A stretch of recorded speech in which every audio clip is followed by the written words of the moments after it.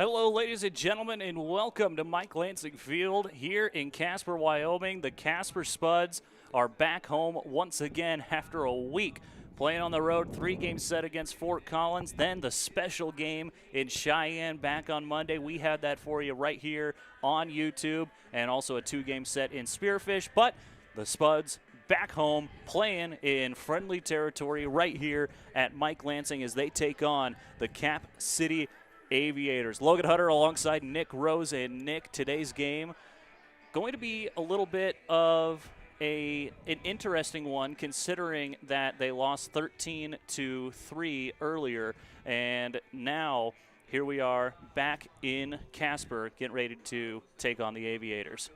Yeah, Spuds themselves weren't happy at all with the outcome that they saw happen in Cheyenne, with that suffering a mercy loss to the Aviators.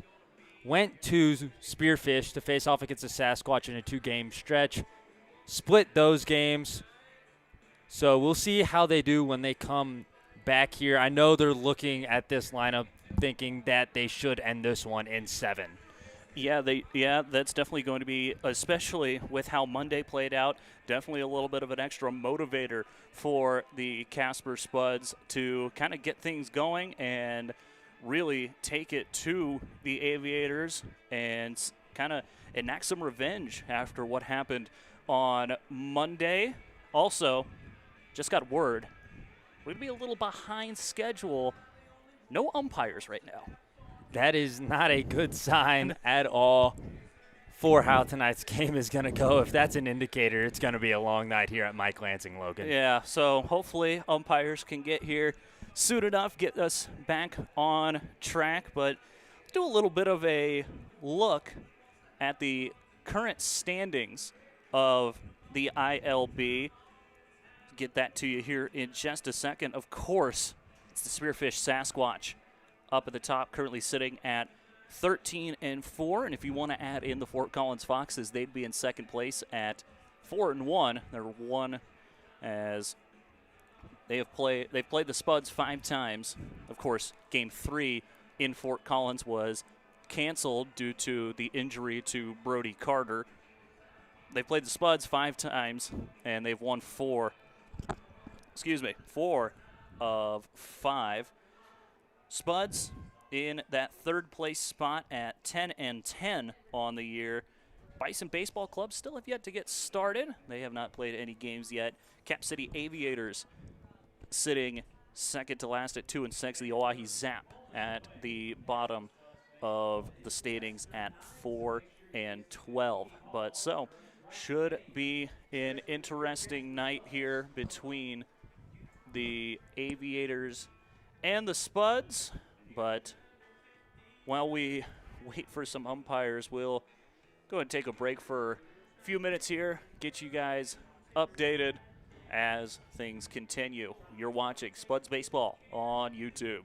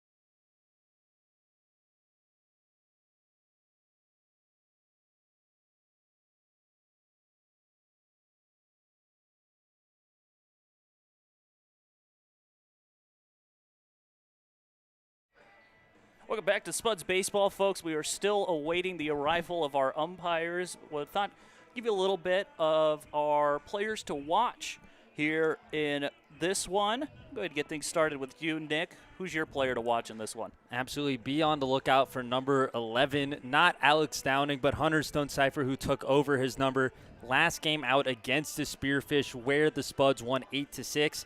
He was 2 for 4 with 4 RBIs and a walk, and that includes a home run, his second of the season, team leader in that stat. He's been so explosive as a hitter since he has gotten to the team that it feels almost like a no-brainer to go with him. He's batting .419 currently in 31 ABs. So he's just an explosive hitter who gets on base and also has showcased power with multiple extra base hits, 2 home runs, and I believe a triple as well so far in the year.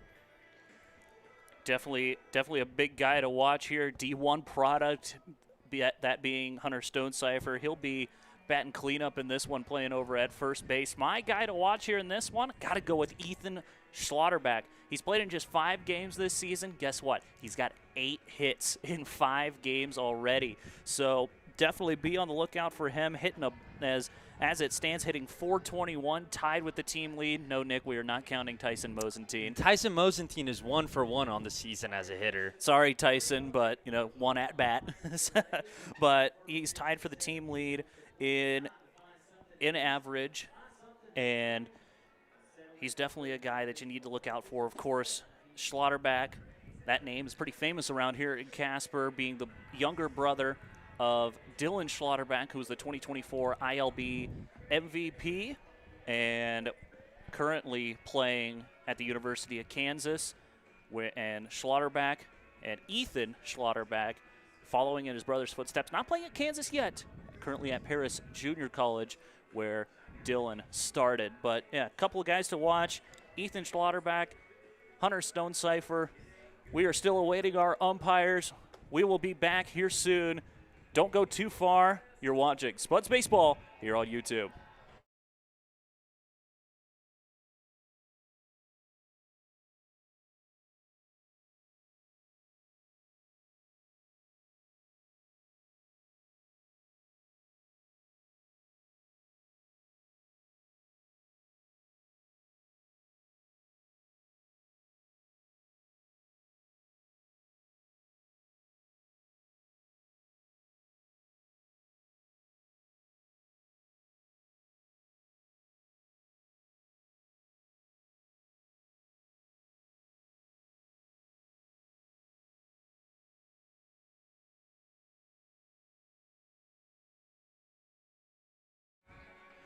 All right, folks, we have just gotten word that the game will be delayed now, pushed back about a half an hour.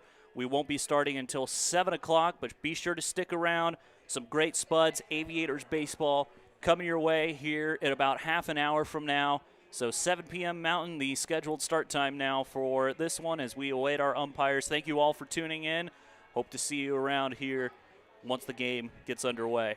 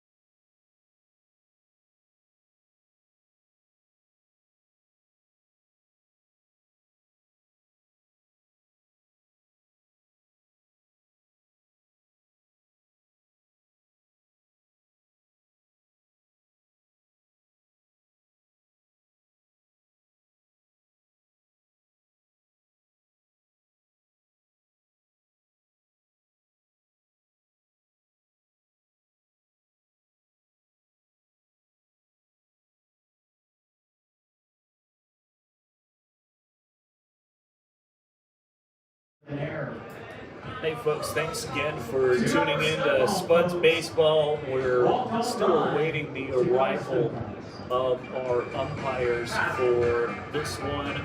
So bear with us here. We're just about ready to get things going. Still waiting on the umpires. Hopefully you can stick around and enjoy some great Spuds Baseball. Should be a good one here tonight between the Cap City Aviators and your Casper Spuds. Thank you for sticking around, and here soon we'll be able to get things going.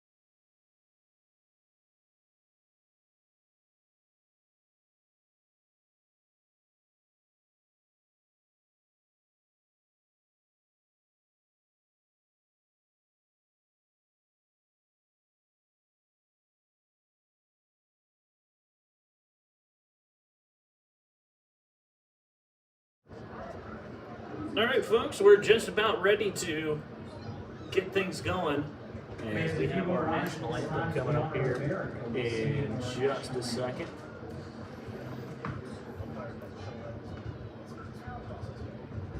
So we'll go ahead and get that to you here.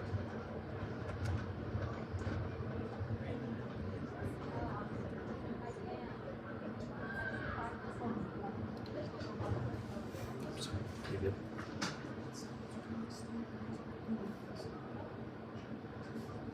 Is that catching this?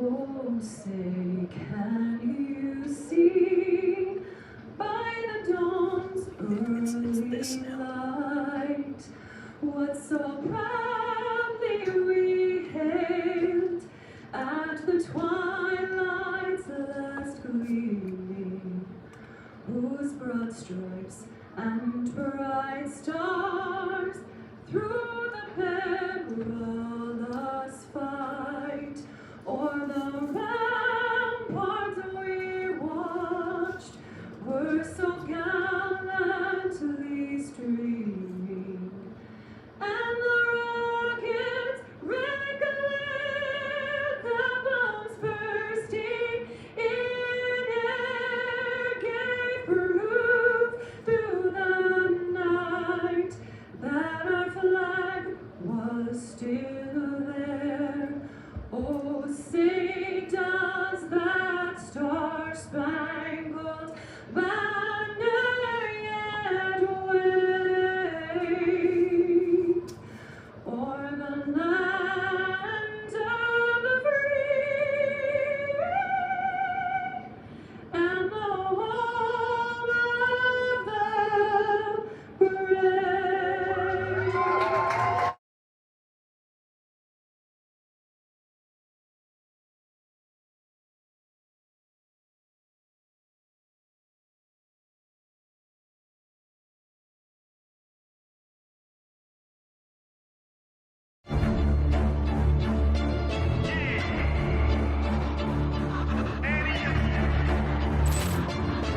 I can't accept the loss, I'm hard-headed. There's a little bit of madness to my method. Many falling off that fine line that I'm treading. I'll risk anything to be great. I'm not letting nobody rob me of my victory. No, that's what I'm meant to be.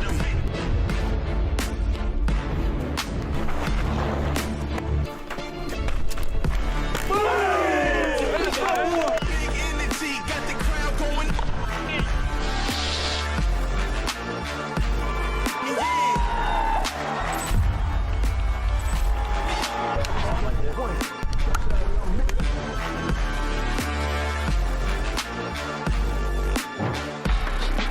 Number one, that's what I'm meant to be.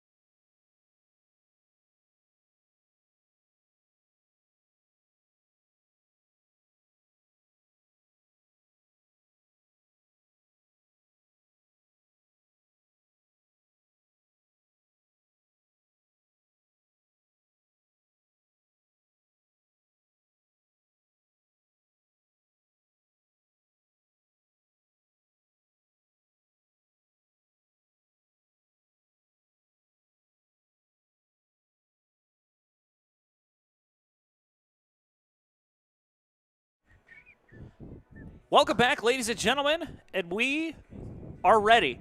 Time for some Spuds baseball. Just about ready to get underway. The starting lineup has been announced. We already had our national anthem. I'm going to give you the starting lineup for the Cap City Aviators, the visiting team on the scoreboard. They will look like this.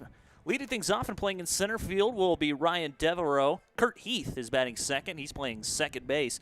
Batting third and playing first base is Colin Bird. In the cleanup spot, playing shortstop, Trevor Cahill.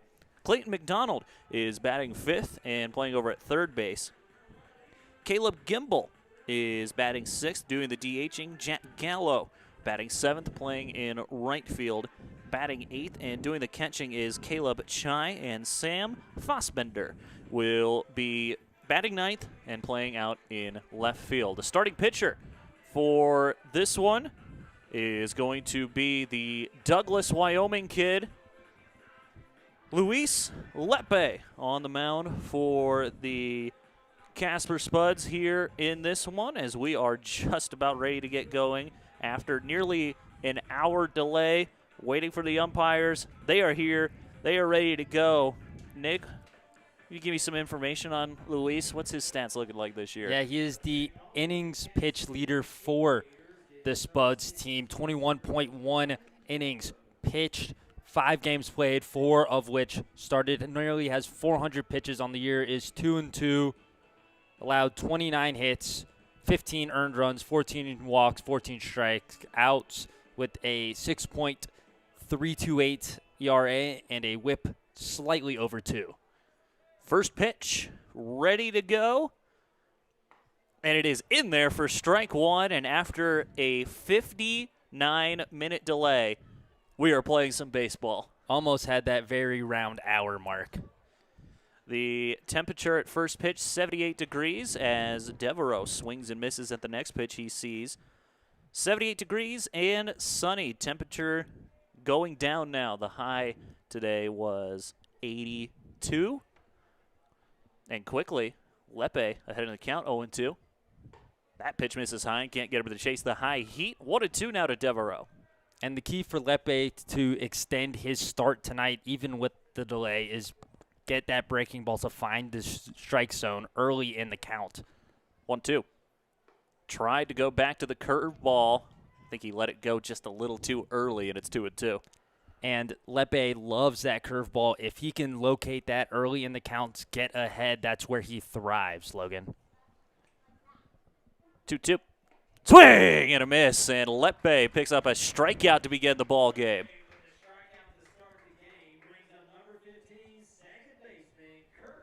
I'd say the hour wait didn't affect him that much. No, we saw him warming up in the bullpen a little bit, playing some toss, keeping his arm warm for this start. No matter how delayed it was, he was going to be prepared. Next to hit for the Aviators, Kurt Heath into the box now, playing over at second base today. Little left-on-left action. First pitch misses for a ball, 1-0. Yeah, Heath has 20 20 ABs and is batting .250 with a .698 OPS so far in IOB play. Next pitch in the other batter's box, it's 2-0.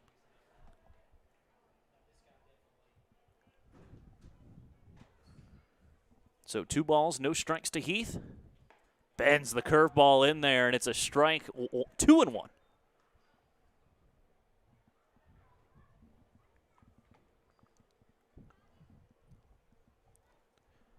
Lepe trying to get ahead, 2-1. Swing and a miss, 2-2 now.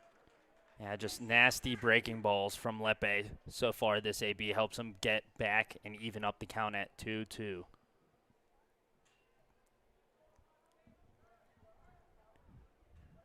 2-2 chopped, gets foul. We'll stay where we're at, 2 balls and 2 strikes.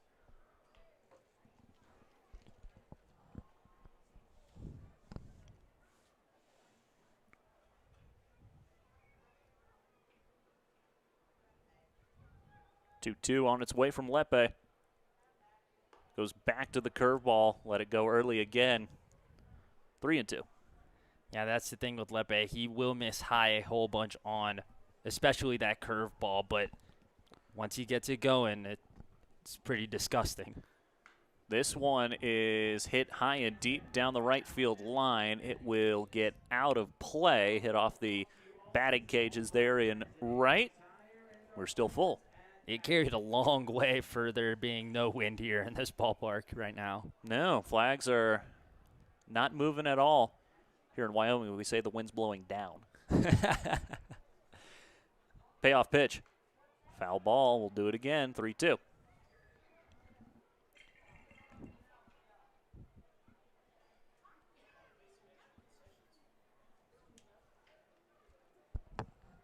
Long at bat here between Lepe and Heath. And we'll see another pitch as he fights it foul one more time. Full count again.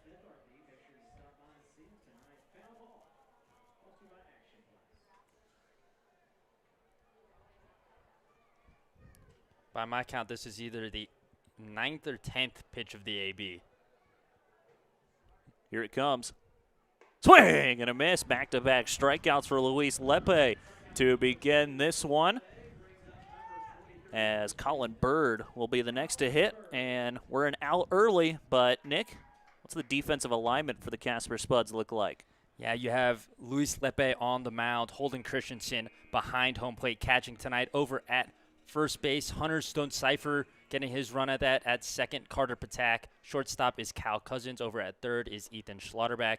Left field, Drew Wardell. Center, Trey Brooks. And in right is Jasper Best, Logan, with David Denon DHing tonight. First pitch to the next batter. Apologies, folks. Hit the wrong button there. Colin Bird. That pitch finds the zone. Counts evened up at a ball and a strike.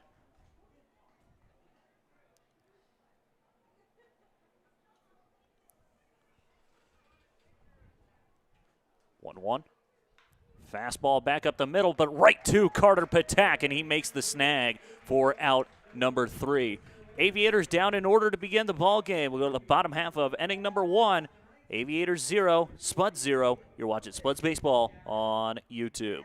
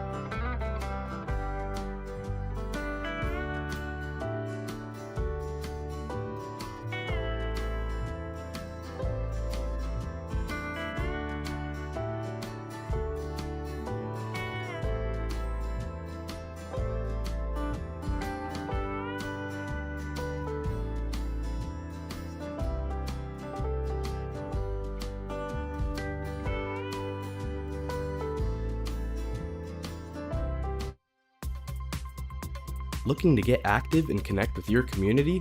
The YMCA of Natrona County and Casper has something for everyone. State-of-the-art fitness equipment, youth programs, swim lessons, and more. Whether you're chasing goals or just getting started, the Y is here for you. Visit CasperYMCA.org and join a community that moves you forward.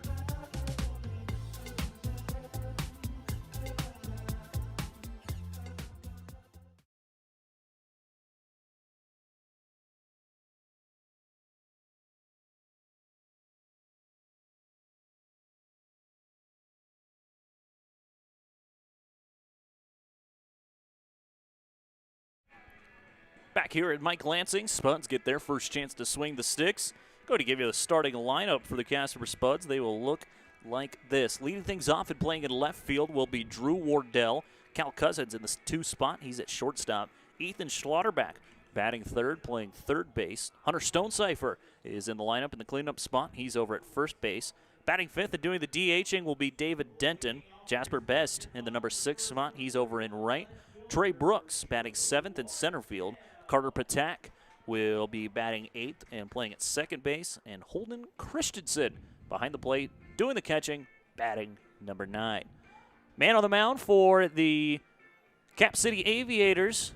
No, it's not the former Padre, Philly, Tiger, Cub, Red.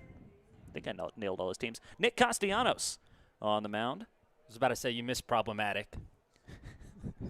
First pitch to Drew Wardell misses inside. It's 1-0. Just a little bit. For both, that is problematic and the ball pitch inside.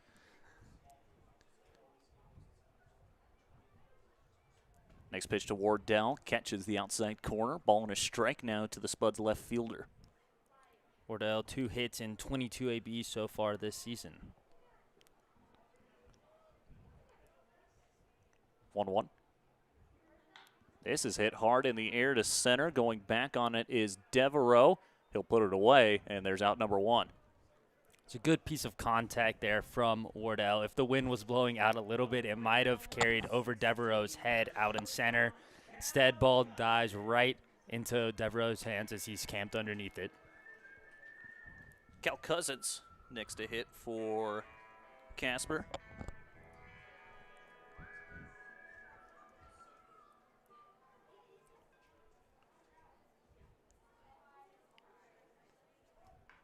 He lays down a bunt up the third base line. Coming at it's McDonald. Throw to first. Not in time. It's a bunt single for Cal Cousins. How about that? How about that awareness, too, recognizing that the team was back on the corners, lays down a bunt, able to hustle it out. Throw was nowhere near in time. Good job from Cal to get himself on base early in this one.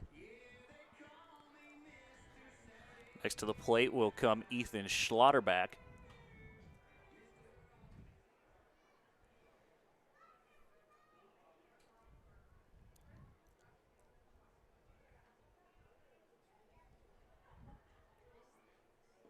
Good breaking ball from Castellanos. Can't find the zone. Misses low, 1-0.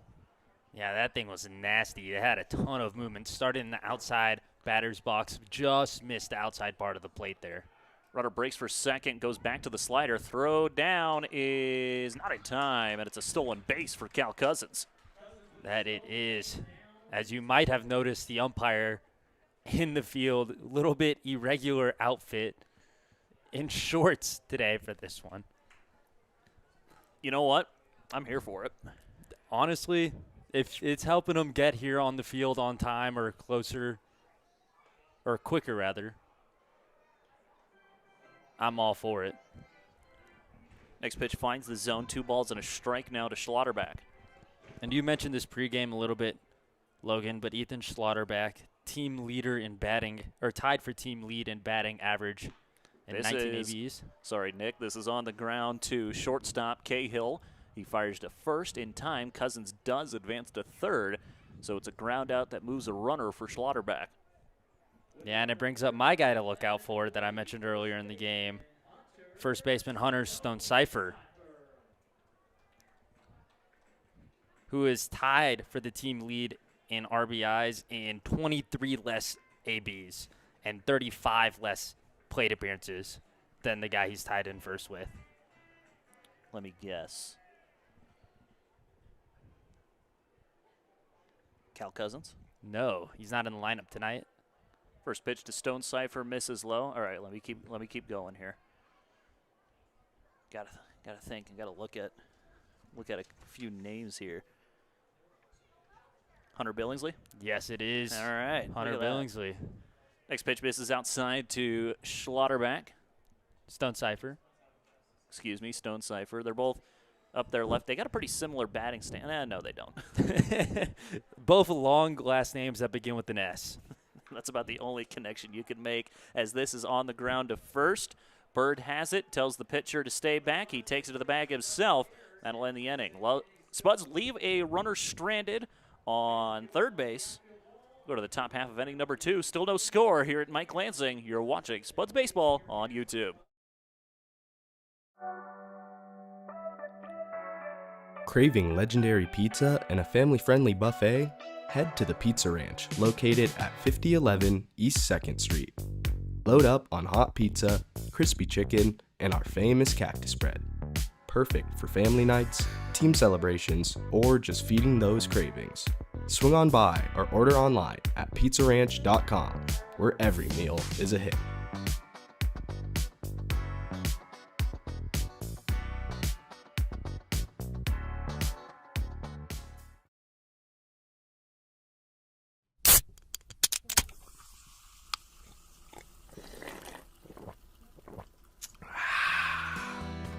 This season, fuel your Spud spirit with the crisp, refreshing taste of Pepsi, one of the official drinks of your Casper Spuds. Whether you're cheering from the stands or the couch, Pepsi is the perfect game day companion. Ice cold, bold, and made for fans like you. Grab a Pepsi and let's go Spuds.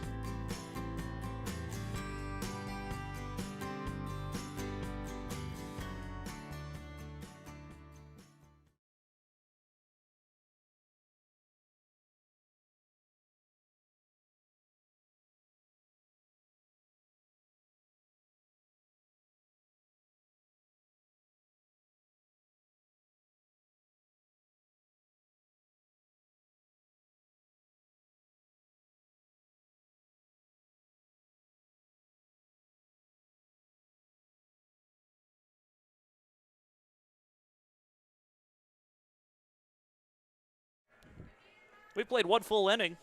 Still no one has come across to score, as it's the middle third of the order due up for the Cap City Aviators. Xavier Cahill will lead things off. 222 batting average so far this season for Cahill. First pitch swinging is Cahill, tips it into the glove of Christensen. It's 0-1. Has walked 8 times, struck out 4, so pretty good eye. Yeah, you'll take that 2-to-1 walk to strikeout ratio any day of the week, and twice on Sunday. 0-1 from Lepe finds the zone. 0-2 now to Cahill.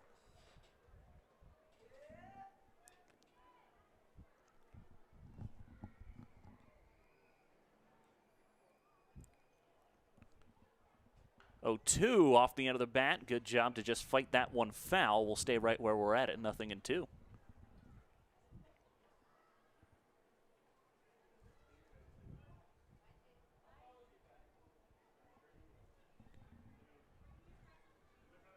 0-2 one more time. Tapped just, did he hit that fair? It rolled foul. Throw to first. I think they're calling that a drop third strike. And the throw to first is in time. Whatever it was a good play from Christensen behind the plate to get that ball fairly quickly and launch it over to Stone Cipher at first to retire Cahill. Yeah, credit to Christensen for not freezing, because that was definitely a weird play there. But good on him to not freeze and able to stick through it.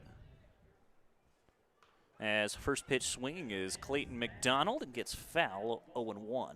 And that was that curveball from Lepe that he loves to go to.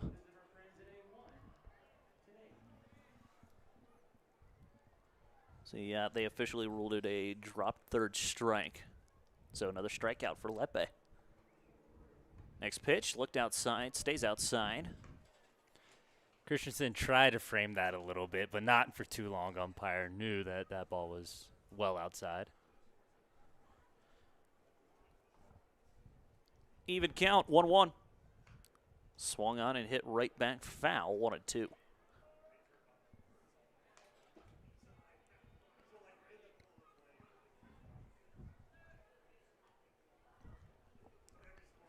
It's already strikeout number 3 for Lepe. As that pitch misses high, 2-2. It's been very impressive so far watching Lepe throw, knowing that he had been warm for about an hour and 15 before first pitch. Goes back to the curveball, and I think he's getting a little frustrated with himself. He knows he's not getting the release that he wants on that curveball, and it is 3-2 now. Yeah, but when he does, it's going in for a strike. Swing and a miss. Looked like a little changeup action there from Lepe. And that is strikeout number 4 already for Luis. He is en fuego.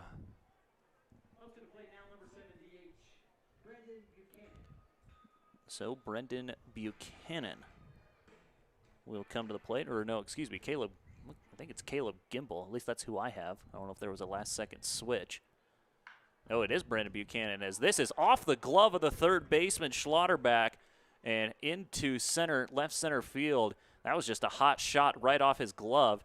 So, yeah, that was a last-second switch. Caleb Gimbel no longer the DH. Brendan Buchanan is your designated hitter now.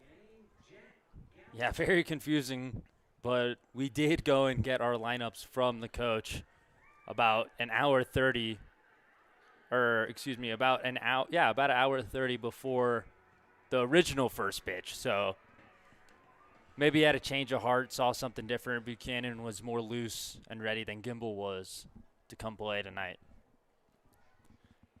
First pitch to Jack Gallo at the knees for a called strike 0-1. And that was that first pitch breaking ball, just nasty stuff from Lepe. They did rule that a single for Buchanan. It was hard hit. I would have. 0-1 popped up, potentially playable as Stone Cipher makes his way under it. Couple of steps into foul ground, makes the catch, and that is the third out of the inning. Still no score. Only 2 base runners so far between the teams. We'll go to the bottom half of inning number 2.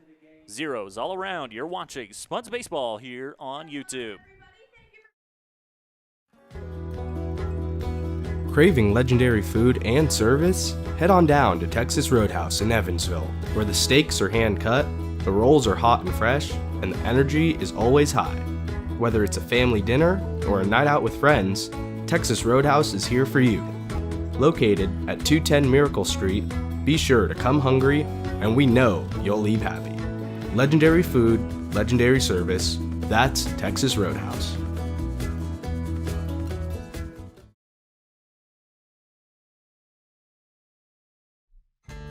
Craving comfort food anytime, day or night? Head to Denny's. America's Diner is always open.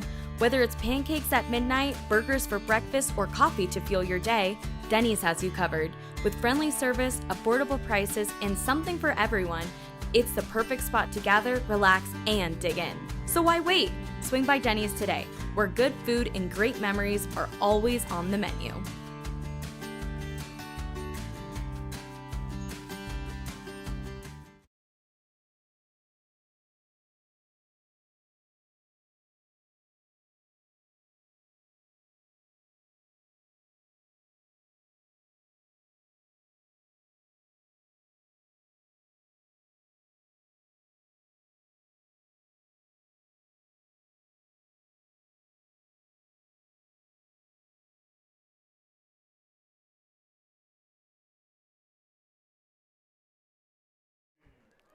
Back here at Mike Lansing, David Denton will be the one to lead things off for Casper. 5, 6, and 7 hitters due up for the Spuds.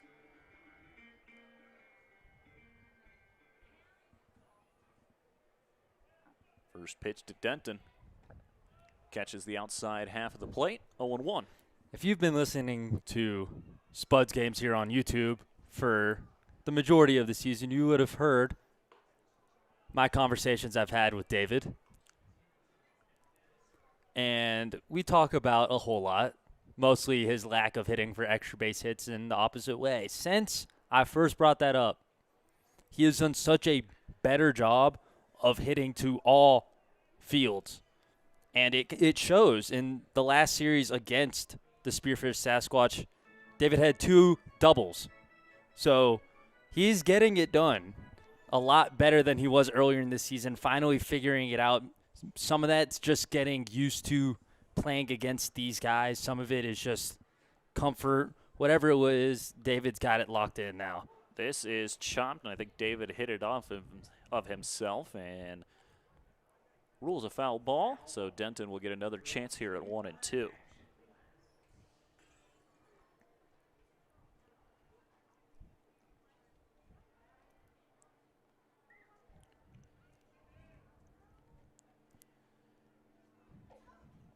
So Denton, as he shoots one foul. Get ready for this, Nick. Back on June 5th, Denton had a slugging percentage of .259. That tracks. Since then, he has raised it all the way up to .413, as this is into the opposite field gap, drops in for a single. Won't add on to the slug. Well, he'll bring the slugging percentage. It'll bring it up a bit, for sure. Not as much as an extra base hit would. No, but it does prove that he has been working on hitting it to all sides of the fields instead of just being a pull hitter. I'm So- sure I'll hear a little bit about that later tonight. So Denton with a single, leadoff single. Man, he has brought it up from 259 to 413. It's pretty good. Maybe he just needed some motivation, Logan. Sometimes that does wonders as the first pitch to Jasper Best finds the zone, 0-1. Best. One single so far this year. And very limited plate appearances. 0-1 catches the zone as well. Best quickly in a hole, 0-2.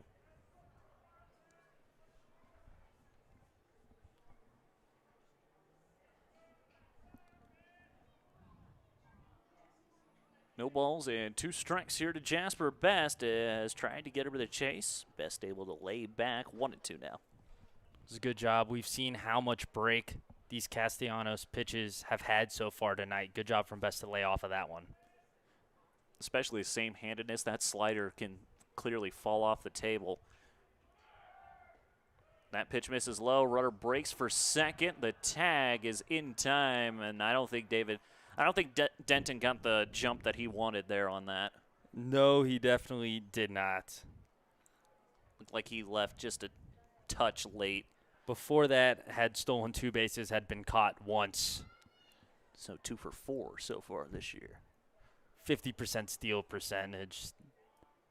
As Best calls time, he had a bug fly into his eye. No stranger to that. Though that'll definitely happen. I had it happen. There we go. To me on our bus ride back from Cheyenne the other night. Counts evened up at 2-2. Goes to the fastball. Best shoots one into right field, but it gets foul. Good job from Best just staying alive in this AB. That one not a terrible swing, just a bit foul.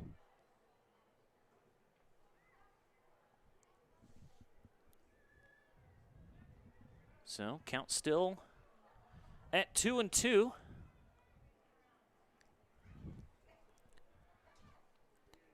See what Castellanos has here.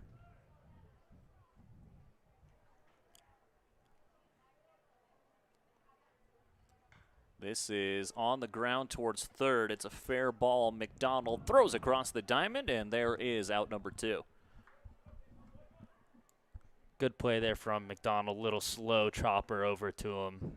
Fires it over to Colin Bird at first to retire Jasper Best. So that'll bring Trey Brooks to the plate. Former San Jose State Spartan, now plays his college ball at Cal State Los Angeles. As the first pitch fastball stays inside, 1-0 to the Spuds center fielder.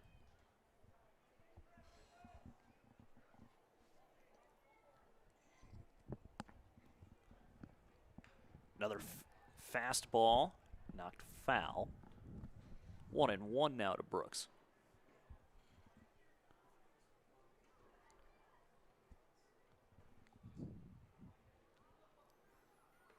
Went back to the slider, just pulled it down. Good job by Brooks to lay off. 2-1 now.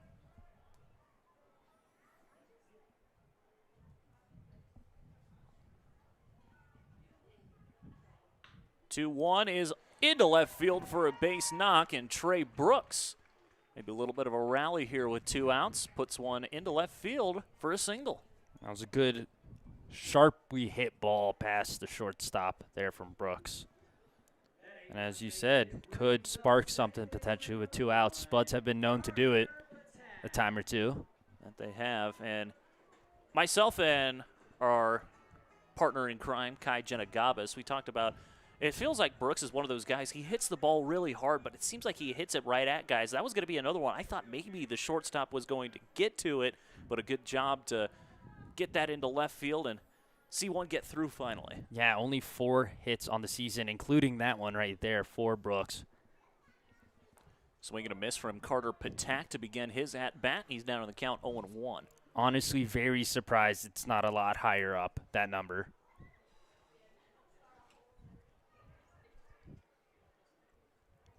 Swing and a miss again. Patak down now 0-2. Trying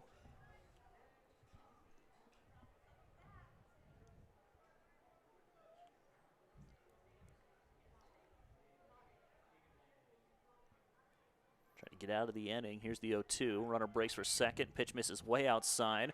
Ball pops out of the glove of Caleb Chai behind the dish, and Brooks has himself a stolen base. Yeah, Chai just couldn't find the ball, and as you said, it just popped up on his transition to try and throw him out. But nonetheless, Brooks safe at second, so runner in scoring position for Patak here at the bottom of the second.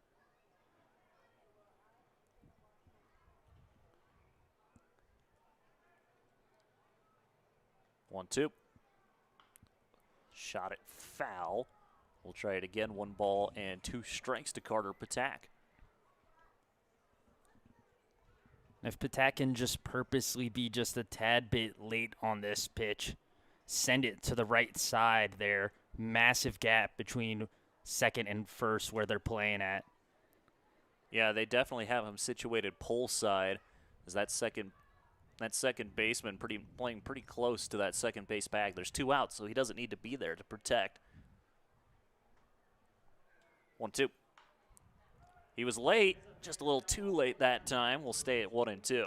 Yeah, and that's back-to-back pitches where he was a bit too late and fouls him off. But good job from Patak just staying alive in this AB after going down early in it.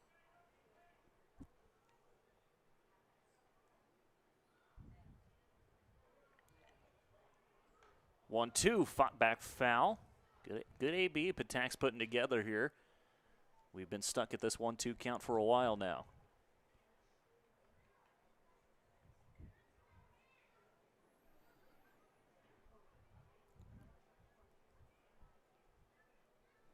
I believe this is the 8th pitch of the AB on its way. And Castellanos really taking his time here.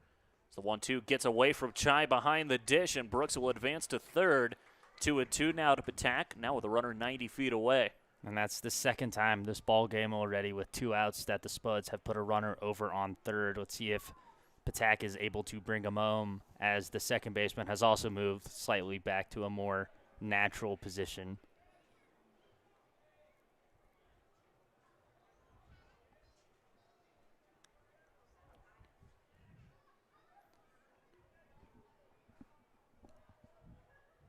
Castellanos readies. 2-2. Up the first base line and foul. So we'll do 2-2 again. Not Logan. I tell you what, with the lack of runners that have been on, both pitchers have been doing pretty well. But give credit to both of the offenses. There we go. Give credit to both of the batting teams. They have really been making these starters work. Yeah, I mean, Lepe finished the top of the second. We have 31 pitches. Castellanos already at 35, I believe. And he hasn't gotten out of the bottom of the second inning yet. 2-2. This is back up the middle. Coming over is Heath. He dives, but it gets through. It's an RBI single for Carter Patak. You can see the entire dugout celebrating that one for Patak. Huge run there to start the Spuds off in this one. Give them an early lead here. So I'll bring the bottom of the lineup up. Holden Christensen to the dish, and that was such an important hit there for Patak, because not only do you score the run, but now you guarantee the top half of your lineups coming to the plate to begin the next inning. At least you're still here in the bottom of the second, and the Spuds have made a ton of runs. We'll see what Holden Christensen can do in the box now. First pitch fastball shot foul. And that hit was only possible because the second baseman went back to playing a more traditional second base role. Like, as we were mentioning, he was right over the second base bag, essentially. Would have been able to make the play there with ease. Yeah, if he was in his position that he was before Brooks got to third, that would have been hit right at the second baseman, as this is shot foul. 0-2 now to Christensen.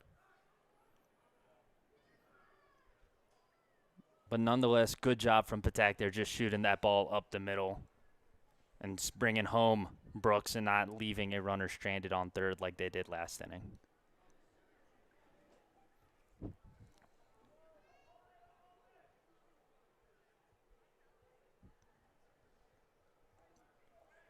No balls, 2 strikes to the Spuds backstop. This is off the end of the bat, foul.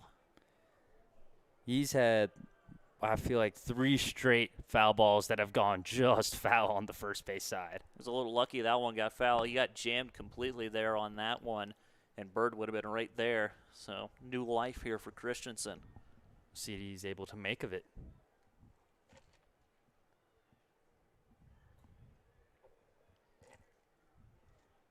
Swing and a miss at the 0-2, and that'll end the inning. But the Spuds do bring one across off of the RBI single from Carter Patak. We'll go to the top half of inning number 3. Spuds strike first. It's Casper 1, Cap City 0. You're watching Spuds Baseball on YouTube. Hungry for pizza that hits the spot every time? Order from Papa John's. Made with fresh dough, quality ingredients, and that signature garlic sauce you love. Whether you want classic pepperoni, loaded veggie, or something new, Papa John's delivers hot, fresh, and ready to enjoy. Plus, with easy online ordering and fast delivery, your perfect pizza night is just a few clicks away. Choose Papa John's. Better ingredients, better pizza.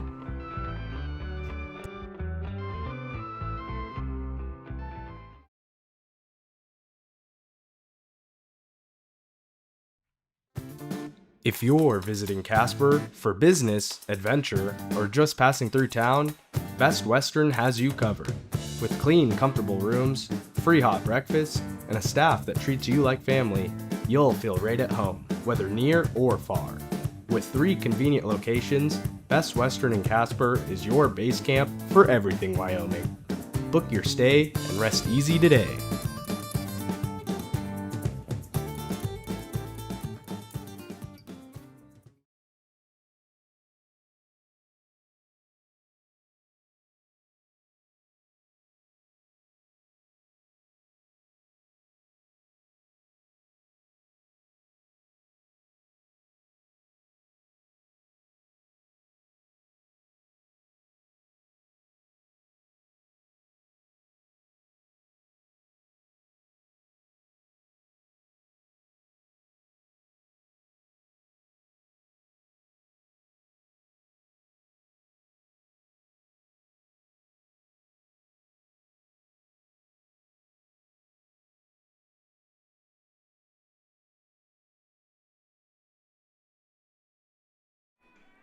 Top of the third, ready to go here at Mike Lansing Field. After 2 full, Spuds lead at 1-0. See what the Aviators have in store here for their half of the third inning as Caleb Chai will lead things off.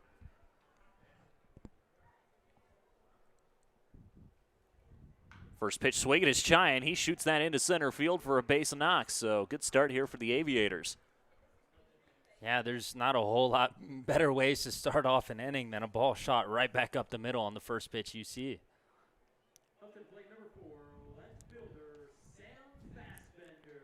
Sam Fossbender up to hit now. I had the opportunity to sit down and talk to Fossbender a little bit while the Spuds were away. Quite an interesting fellow. Sorry, Logan. No, you're good. First pitch swinging at the changeup. Good job of changing speeds there by Lepe. It's 0-1. Lots of connections, this guy from the Nashville area. Has a cousin who's blowing up in Brazil with her band. Making some music there. Had one song go very viral, and now just reaping the benefits from that. Hey, you'll take that. A lot of one-hit wonders. No, not calling them a one-hit wonder. But, you know, a lot of people make a lot of money off of just one song as Fossbender swings and misses at the next pitch, 0-2. Absolutely. But Fossbender just recently graduated high school trying to adapt to these college-level arms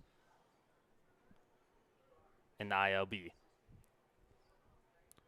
0-2, just missed inside, and it's a ball and 2 strikes now to the Aviators left fielder. And that's a great pitch there from Lepe. Just try and jam him a little bit or get a swing and a miss on that fastball inside. just missed it. So great take from Fossbender. 1-2 fastball is golfed into shallow left. Couple of steps onto the outfield grass for Cal Cousins. He makes the catch, and there is the first out. Lepe's normally a bit of a chill guy, Logan. Lay-back personality and whatnot, but today coming into the clubhouse, full of energy, rocking a full Mexico team kit.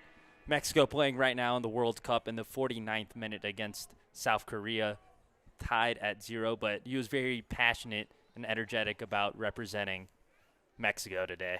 Gotta love seeing that as he tries to pick off the runner at first.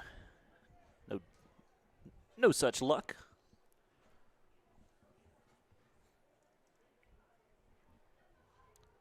Next pitch comes inside. The first pitch, rather. 1-0. World Cup season is just a fantastic time whenever it does happen, Logan. That it is. It's been great. I've been watching a little bit of it. Watched England and Croatia yesterday, or that was 2 days ago, as the next pitch finds the zone. And it's also been a lot of fun watching all of the European, mostly, reactions to being in the U.S., European and Japanese reactions. Yeah, from what I can tell, the people, especially out there in the UK world, as that pitch finds the zone as well, 1-2. The UK, Scotland, England, those guys are really enjoying being in the States, kind of getting, at least Scotland. Scotland's having a fantastic time. England's a bit upset with their placement of Kansas City initially. But I think they're having a better time now. Man, and that England-Croatia game was yesterday. That was a good game. The 1-2 on a line and caught by Stonecipher, and he tags Chai to end the inning. What a catch by Hunter Stonecipher. Just fantastic defensive play from a guy that you normally see behind the dish over there on the first base side. And as you said, just fantastic play to end the inning. So the Aviators held scoreless. We'll go to the bottom half of inning number 3. Spuds 1, Aviators 0. You're watching Spuds Baseball on YouTube.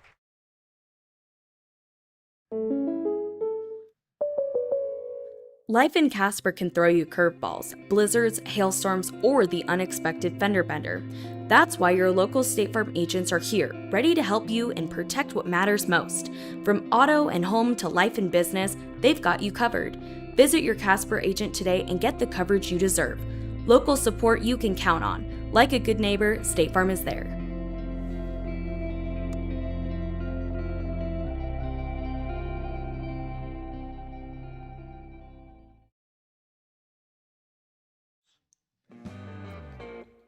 When it comes to reliable infrastructure, Duraline and Casper is leading the way. As a trusted manufacturer of high-performance conduit and cable protection, Duraline helps power the connections that keep Wyoming and the world running strong. From broadband to energy, their innovative solutions are built to last in any environment. Represented in Casper, trusted everywhere, Duraline, creating connections that matter.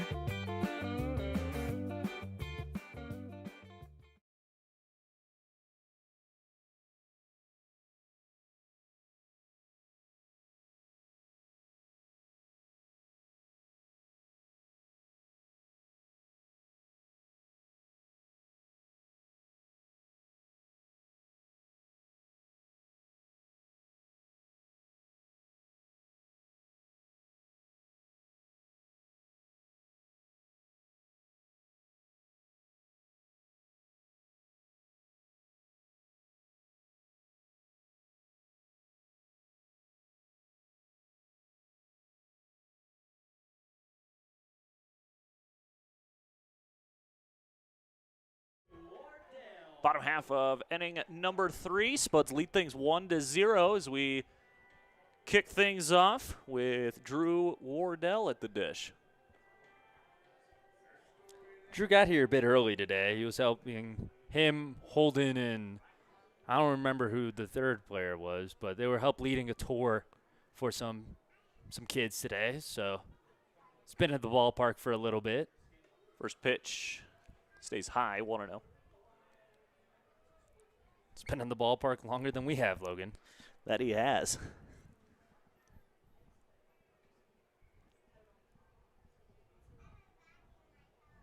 One zero. Comes inside, way behind Wardell, 2-0. Yeah, just completely lost that pitch, it felt like. Yeah, tried to get that slider working again, and I think it just slipped out of his hand that time.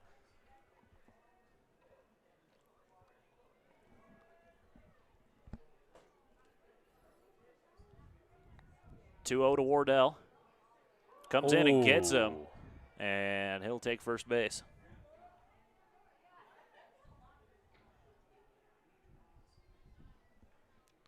Yeah, that looked similar-ish to that first pitch that missed well behind, or that second pitch, excuse me, that missed well behind him. That one, not quite as far behind, more dead on to Wardell. Didn't really have the opportunity to go move out the way. Wears that one to the head. Hopefully, it looks like he's all right over there at first. I think that caught him more in the shoulder, thankfully. You're probably right on that. The next to hit, Cal Cousins laid down a beautiful bunt single in the bottom of the first. He's not bunting this time. Slider tried to get that front door slider to work. Missed, 1-0. Yeah, watching back that replay, it definitely caught him more in the shoulder. The way he ducked made it look like it potentially might have gotten a bit of the helmet. Tries to go back to the slider. Can't find the zone again. 2-0 to Cal Cousins. Either way, just glad he's okay. Absolutely.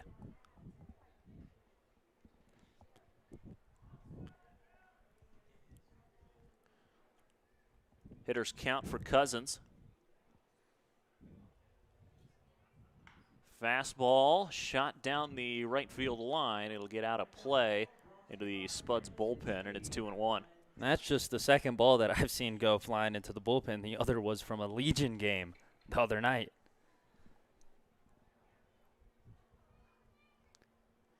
You got a good fastball to hit. I don't think Cal was sitting fastball that time. Rudder breaks as Cal. It was a hit and run, and nobody home to field it. Wardell's rounding second on his way to third.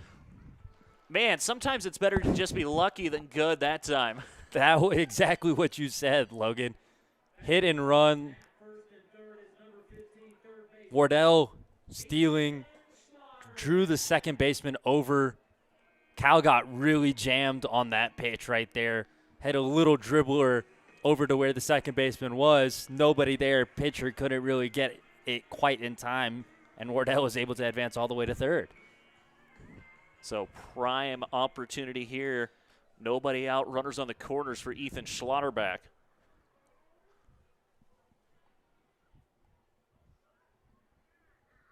First pitch fastball is in the air, left center. Devereaux charging, but it will be Fossbender to make the catch. Throw comes in quickly, holding Wardell at third. Great catch over there by Fossbender. Yeah, and it confused Drew Wardell over on third. Thought that ball was initially going to drop, was going home, then realized it was caught and had to go back and wasn't able to tag up and even attempt a play at the plate after Fossbender got his throw in.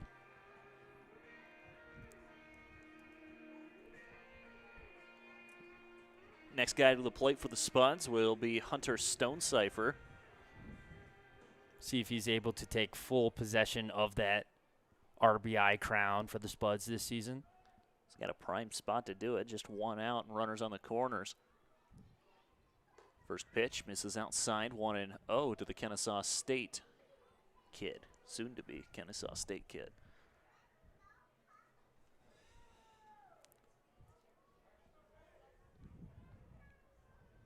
1-0 fastball below the knees. 2-0 now to the Spuds first baseman. I think he is at Kennesaw State and just redshirted this past year.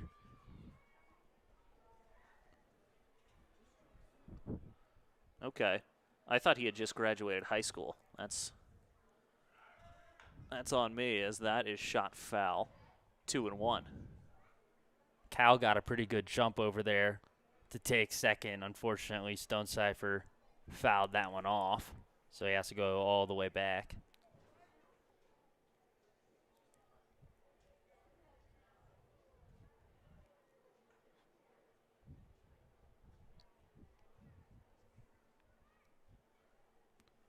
Hitters count still for Stone Cipher.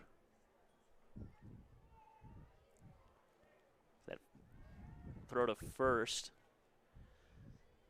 That's that first baseman over there. That is Cullen Bird. He's got a battle with that sun. You can see him holding his glove up, waiting for a potential pickoff. He's got to fight with the sun here.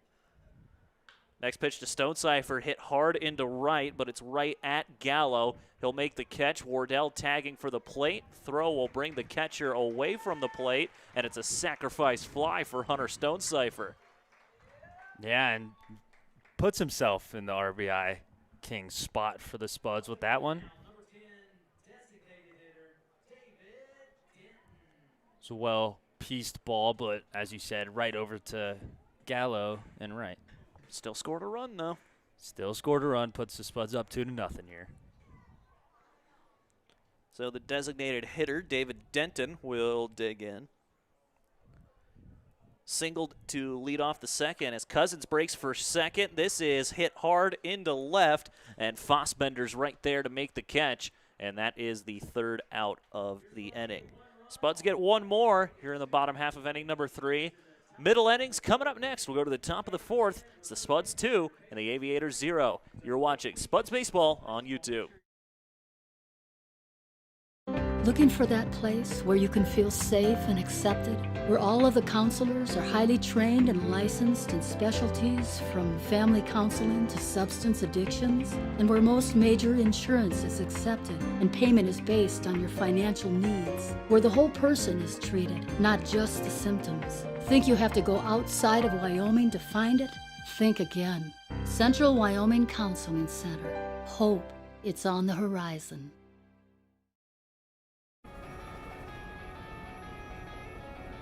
In Wyoming, anything can happen.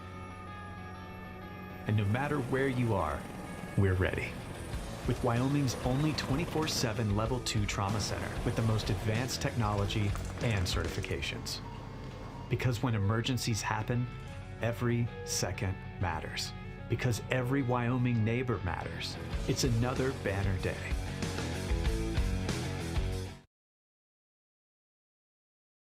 All industries have had a challenge to get people together because we learn from each other, and industries are better when people are around each other. And so we've been consciously creating platforms for people to get together. We have our own coaching company. We have nonprofits and communities we serve in. We say, why is all that? Because people need each other. They need collaboration, and we're very intentional about creating opportunities for collaboration. The number one thing I hear when people come into Fairway is, I cannot believe I didn't come here sooner. We have just like-minded, genuine people who are servant leaders.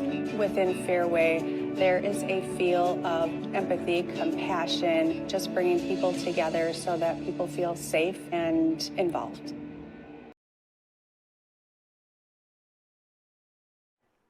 Welcome back to Spuds Baseball here on YouTube. Top of the 4th inning as the first pitch to Heath is swung on and missed. Good off speed from Luis Lepe. Nick Rose joined by Logan Hunter here. Spuds lead 2-0. What have you seen so far, Logan?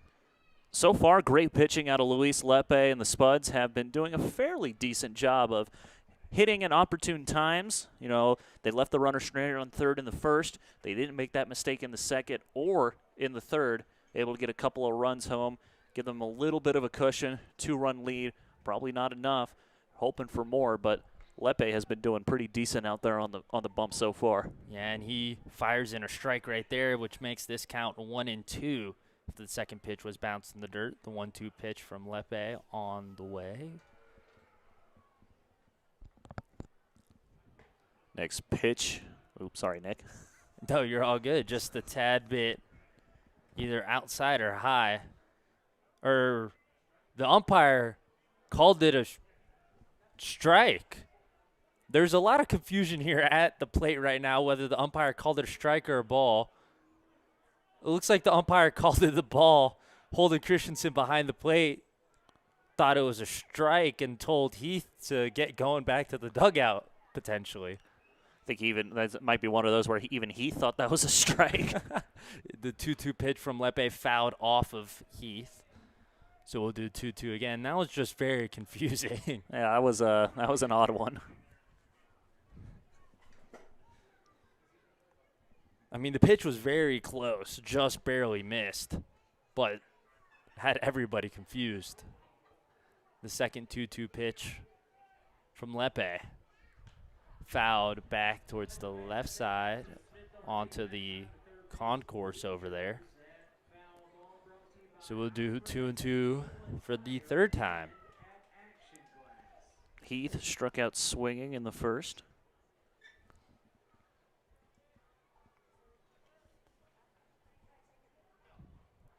Two again. Just high from Lepe. So count runs full.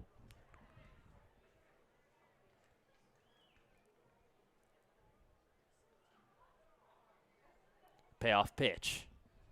Swung on, hit hard, just past a diving Carter Patak.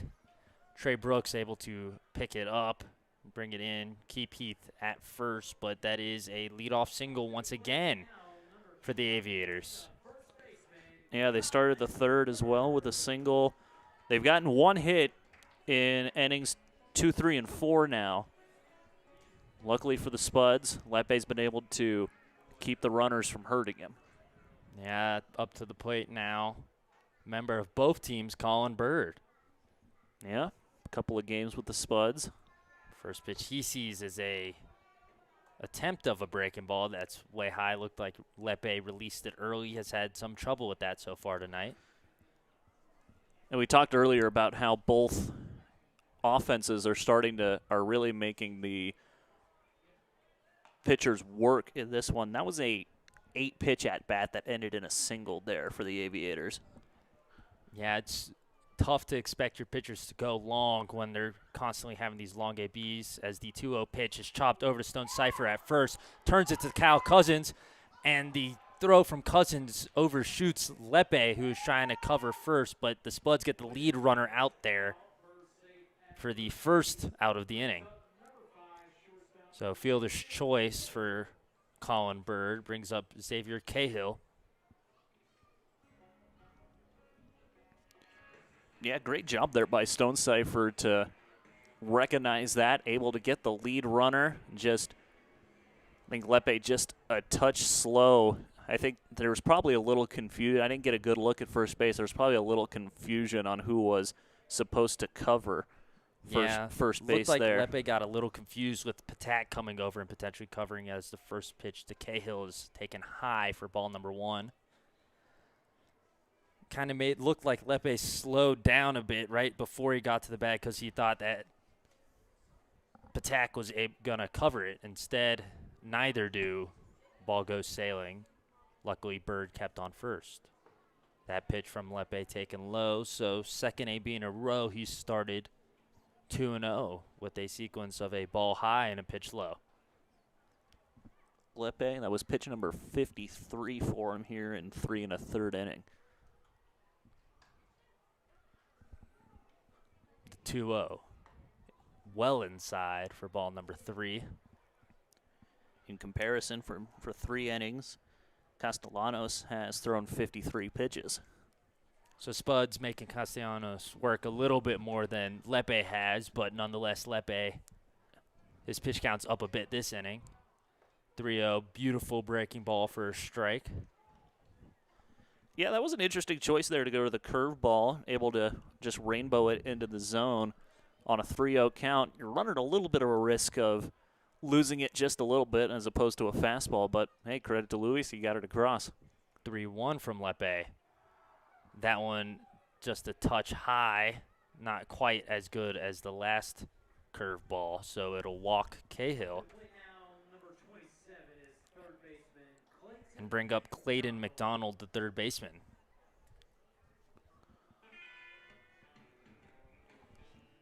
McDonald struck out swinging back in the second inning after starting the game by striking out 4 of the first 5 batters. Lepe hasn't had a strikeout since. First pitch to McDonald, foul back up towards us, barely misses, goes off the door, it looks like, of the press box. Yeah, it looked like it was coming in hot for the crow's nest cam. Luckily, everything's okay. That would have been one I was willing to jump up out of my seat for, look. I would not have blamed you at all. So 0-1 from Lepe. Swung on and missed. Big hack there from McDonald. I think he heard me about the strikeouts. Let's see if he's able to finish him here in 3 pitches.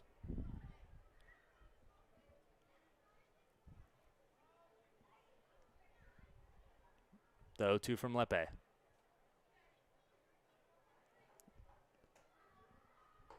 Gets a swing and a miss from McDonald. Looked at that runner on second, Bird, keeping him there, throwing off McDonald's timing a little bit, and delivers a fastball that swung on and missed. And he did hear you. He got McDonald out via the K.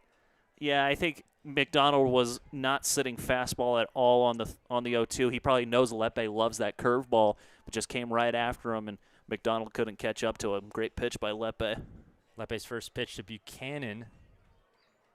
In for a strike, another one of those beautiful breaking balls. And when he's able to locate him like he has done in the last couple ABs, it's a thing of beauty to watch. The 0-1. Fastball high. Evens the count at 1-1. Buchanan singled with 2 outs in the second.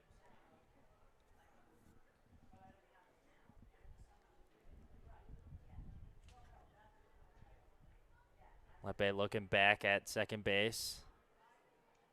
Delivers to the plate, swung on and missed by Buchanan. 1-2 now. And you have to think one of these times he's looking back there at Bird, getting a further and further lead. He's going to throw it to Patak to try and get him on a pickoff attempt. This Bird's taking some fairly generous leads with how close Patak is to the bag. Well, right now with how it is, you do like Patak guarding there. Right now how it is, all you need to do is go after this guy and the inning's over. Attempts to get Buchanan to chase on some high cheddar, unable to do so. 2-2 now with 2 outs.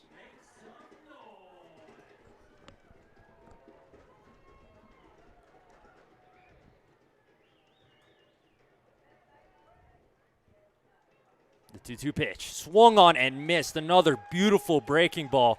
He heard you talking about those lack of strikeouts. Delivers 2 of them this inning. Spuds still lead 2-0 as we go to the bottom of the 4th. We'll be right back with some more Spuds baseball here on YouTube. Hi, I'm Super Bowl 50 champion Ryan Harris, and my dad's life was saved when a hero said yes to organ donation. Right now, nearly 150 Wyoming residents are waiting for a life-saving transplant. One heroic choice can save and heal lives.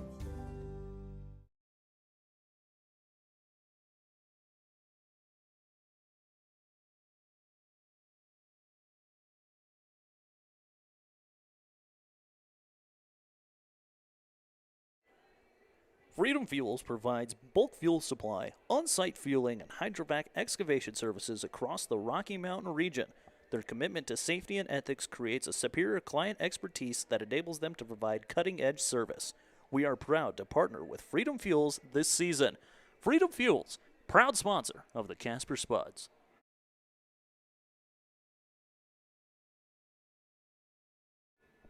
Whether your project is large or small, CEBI is committed to providing unmatched civil engineering, surveying, and landscape architecture throughout the great state of Wyoming. We thank CEPI for sponsoring the Spuds this season.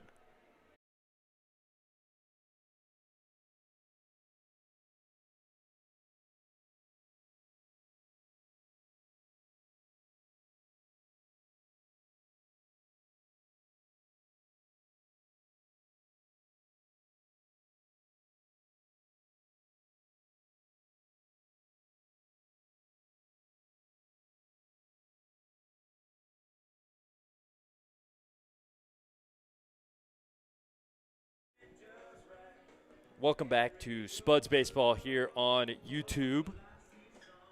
6, 7, 8 hitters due up for the Spuds. Leading off is Jasper Best, who's 0 for 1 on the night so far. Castellanos still on the mound, as you said. Logan, 53 pitches through 3 innings. We'll see what he's able to do against the bottom half of the Spuds order. Yeah, 3 innings, 5 hits, 2 runs, both of them earned, 1 strikeout, but no walks so far in this one for Castellanos. So his first pitch to Best is taken low for ball number 1.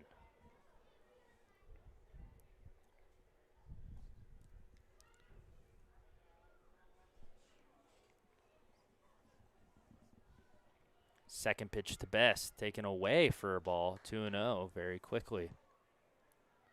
Good hitters count here for Best.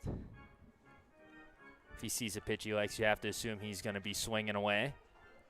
Yep, and he can be really particular, too, here with what he can swing at. So the 2-0 pitch hits him. So no attempt at a swing there from Best. He'll take first base instead. Yeah, didn't even have to think about swinging at that. Just kind of a pitch that never broke and caught Best. That brings up number 26, the center fielder Trey Brooks, who had the single early in her game that was roped right past Cahill. See if he's able to recreate that with a runner on base here with no outs in the bottom of the 4th.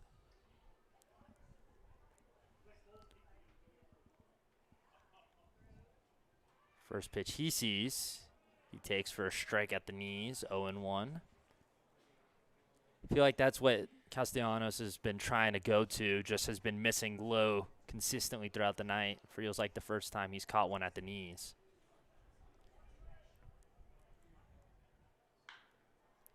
Brooks hits one hard. Bouncer gets under the third baseman's glove. And Best will take third on a single that barely reaches left field. So some hustle out of Best there. Was kind of confused on what was going on. Sound round the second base really aggressively. Was able to leg out all the way over to third. Yeah, Best came absolutely flying out of first base, and great heads-up base running there. You know, there's one of those where he hit it directly into no man's land, and you know you got to hurry up and get to that baseball if you're the Aviators defense, and because when you got you see that right there, Best flying around, and great job using the wheels there, turns it into a great RBI opportunity here for Casper. Yeah, and it's a guy who drove in the first run of the game at the plate, Carter Patak, as Caleb Chai calls a quick mound meeting with his pitcher, Nick Castellanos.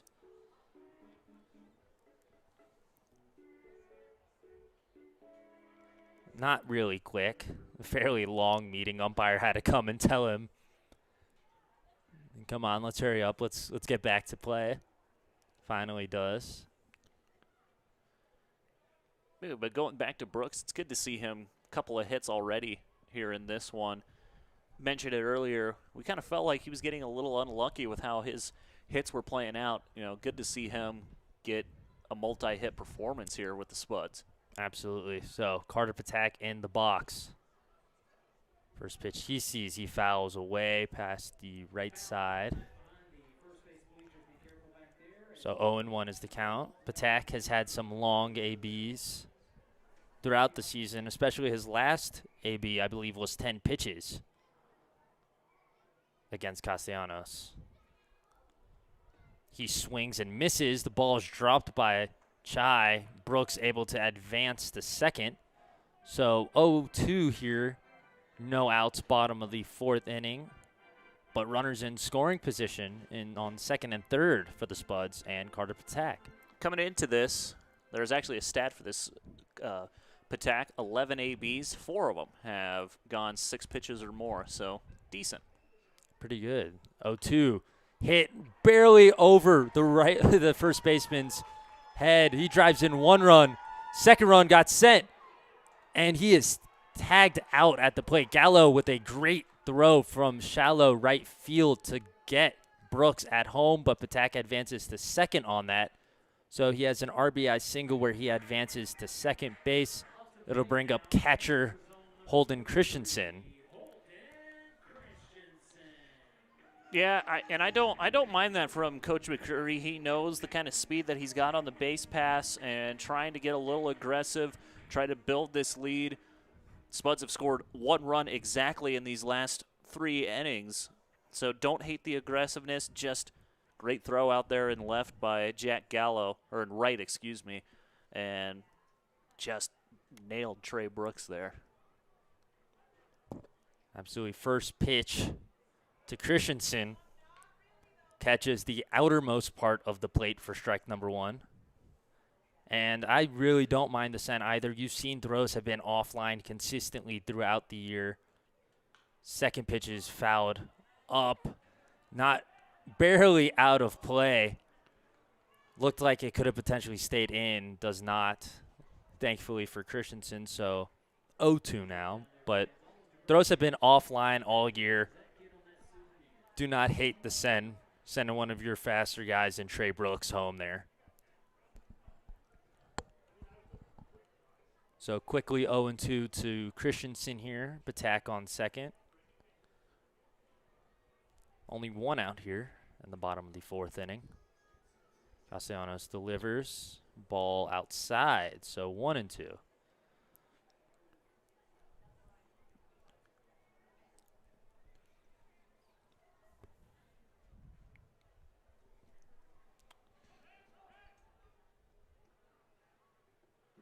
I know we keep mentioning it, but I'm really loving the Spuds extending their at-bats as much as they have in this one. Absolutely, as that ball is bounced across the plate 2-2. I'm also liking the Spuds dancing a little bit on the base paths. It's definitely messing with either the catcher or the pitcher.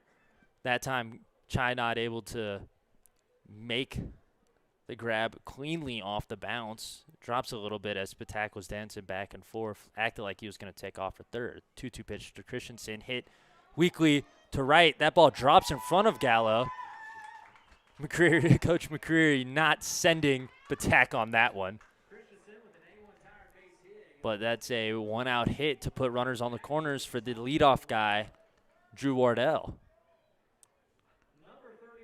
Yeah, every single Spud so far has gotten on base, which you love to see. And now you're getting to the top of the lineup. Looks like guys are starting to figure out Castellanos, and I wouldn't be too surprised if we do see a coach walking, probably going in to check to see how ready the guy in the bullpen is right now. I say unless a double play is turned here, I said if Wardell gets a hit here, I wouldn't be surprised to see the call to the bullpen. Aviators don't have many arms on the team, so got to be very conservative as the first pitch to Wardell is up and inside, reminiscent of last AB for him. But once again, don't have many arms, so have to be very conservative and pick and choose when to just let a guy eat some innings if it gets out of hand. 1-0 pitch. Hit hard over to the third, gets past McDonald. Scores Patak. Left fielder Fossbender misplays it, so both runners take an extra base. Runners on second and third now with only 1 out. Yeah, I didn't quite see what happened over there in left. I was writing down on my scorebook, but great, great on-field awareness, great base running aggressiveness by the Spuds, and that's something that they are very good at as a team. They've always been good at that. They've had that base running IQ, that baseball IQ to know when to take that extra base. The Spuds, for all 4 years that they have been in Casper, the base running aggressiveness has really been their identity.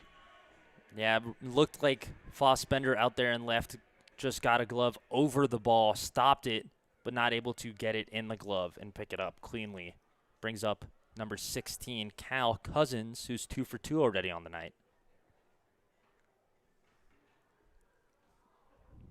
I'd be interested to see if he throws down another bunt. As the first pitch he sees is high and inside. 1-0. Castellanos pushing 70 pitches. That was pitch number 69 there.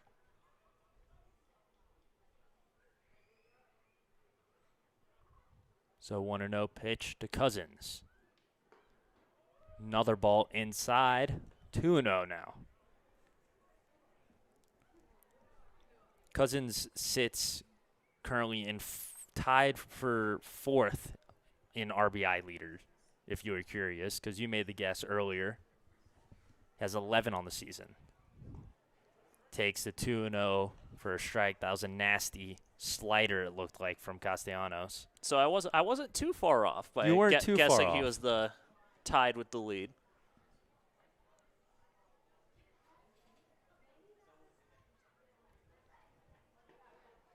Takes the 2-1 pitch for a ball outside. 3-1 now.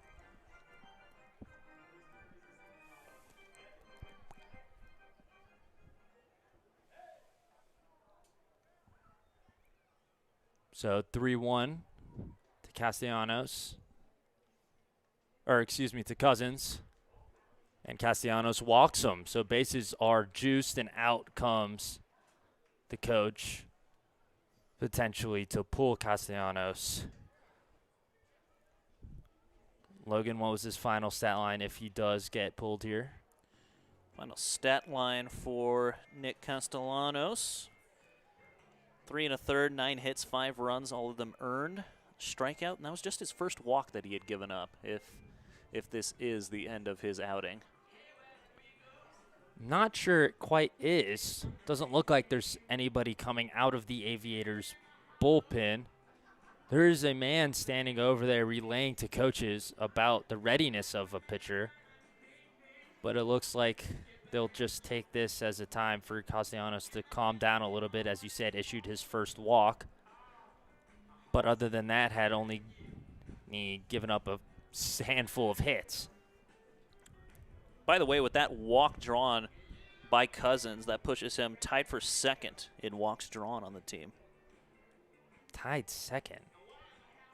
Is Hunter Billingsley first? That he is. Billingsley has 15. That was number 13 for Cal Cousins, and Caden Wilcox also has drawn 13 walks this season. I don't think I would have guessed Wilcox as tied for 2nd. That's very impressive from him.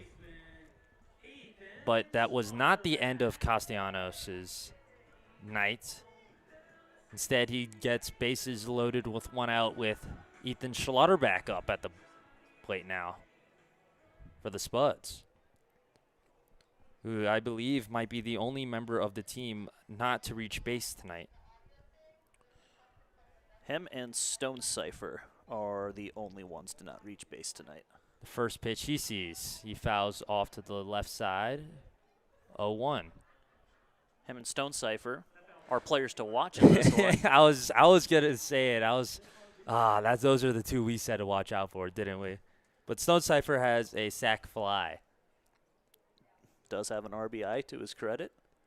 So the 0-1 pitch to Schlotterback, chopped over to Heath at second, who turns, tosses it over to second base.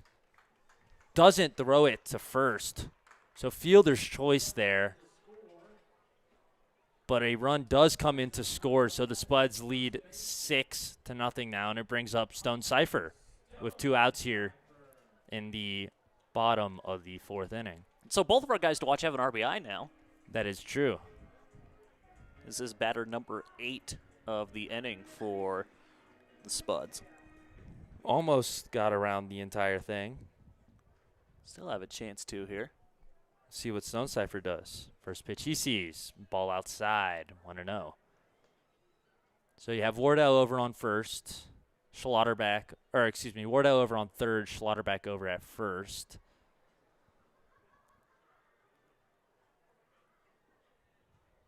One 1-0 pitch is outside. Not quite expecting the hit and runs that head coach Cody McCurry has called in these type of situations before. You just don't have the speed for it over there on first and Schlotterback. 2-0 pitch, taken outside. 3-0 now. Yeah, Schlotterback, he's only attempted 1 stolen base this year. He got it. Did he? That he did. 1 for 1. So the 3-0 pitch to Stone Cipher. Swung on and hit hard towards Heath, who's able to make a play over at second. And that'll be the end of the bottom of the 4th inning, but not before the Spuds score 4 here to put the score at Spuds 6, Aviators nothing. We'll be right back with the top of the 5th inning here on Spuds Baseball on YouTube. Based right here in Casper, Wyoming, Empower Chiropractic specializes in neurologically based chiropractic care for all ages. They are driven to educate and empower individuals to make well-informed decisions about their health while fostering a community that extends beyond the practice. Thank you, Empower Chiropractic, for supporting the Spuds.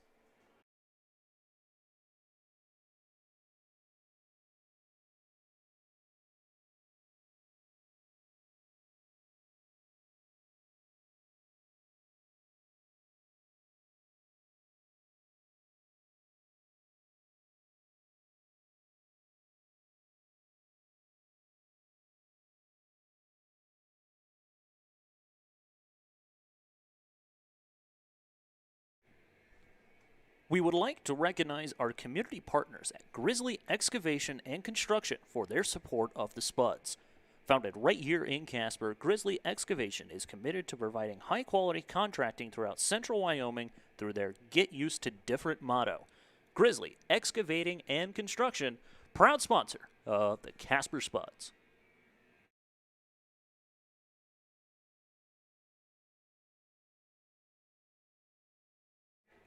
For over 100 years, Sutherland's has been committed to providing quality hardware at affordable prices. With thousands of products, Sutherland's has the tools, materials, and expertise to help you tackle your next project. Thank you, Sutherland's, for supporting the Spuds.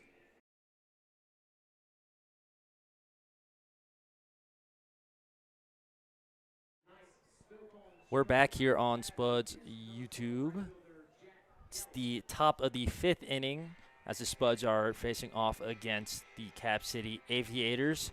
Spuds lead 6-0. Jack Gallo leading things off for the Aviators here. Lepe's first pitch. Nasty rainbow for strike number 1. I'm going to go back to this. We talked earlier in the previous inning about Schlotterbeck not being known as a base runner or an aggressive base runner, stolen base guy. As the second pitch to Gallo swung on and missed 0-2. His brother Dylan, the year the Spuds won the championship, 30 stolen bases in 32 tries. That's pretty darn good. So 0-2 pitch from Lepe to Gallo on the way. It's ball in the dirt. Good take there from Gallo. And we're not saying that Ethan needs to be the exact same player as Dylan was. You know, we're enjoying what we have seen out of. 1-2 taken high, 2-2 now. We're very impressed with what we've been seeing out of Ethan, and it's been a great look so far. We do also apologize for the bugs constantly flying in front of the camera. 2-2 pitch lined right over to Ethan. And the first batter is retired. It'll bring up the 8-hole.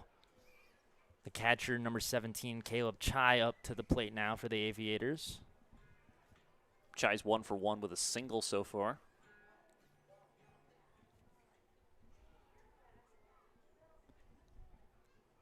Lepe set, and here comes the first pitch. Tried the off speed again. This time didn't have quite as much break. 1-0 to Chai.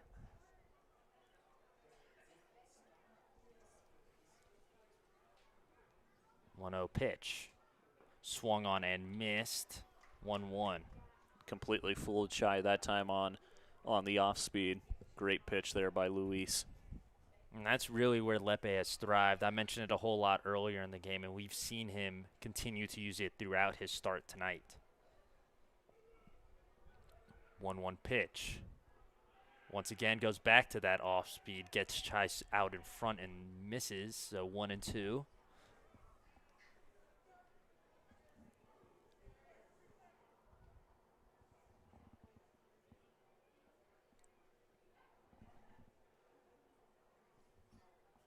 One-two pitch.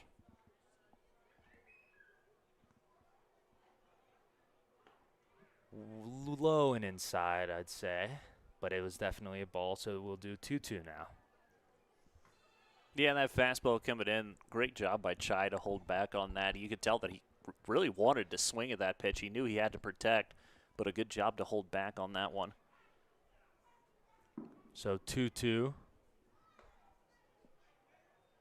It's a breaking ball outside as a loud noise occurs somewhere. Yeah, in okay, the you heard vast that too. horizon. Yeah, Okay. no, you're not going insane. Full count to Chai now. Payoff pitch from Lepe. Breaking ball high, and he walks the second batter of the inning. So 1 out, 1 on for the Aviators as Sam Fossbender comes up to the plate. Just the second walk that Lepe has allowed in this one compared to his 6 strikeouts.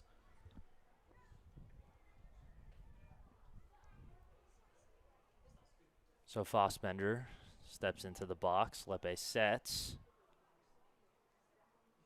and delivers the pitch to the plate. Just missed for ball number 1.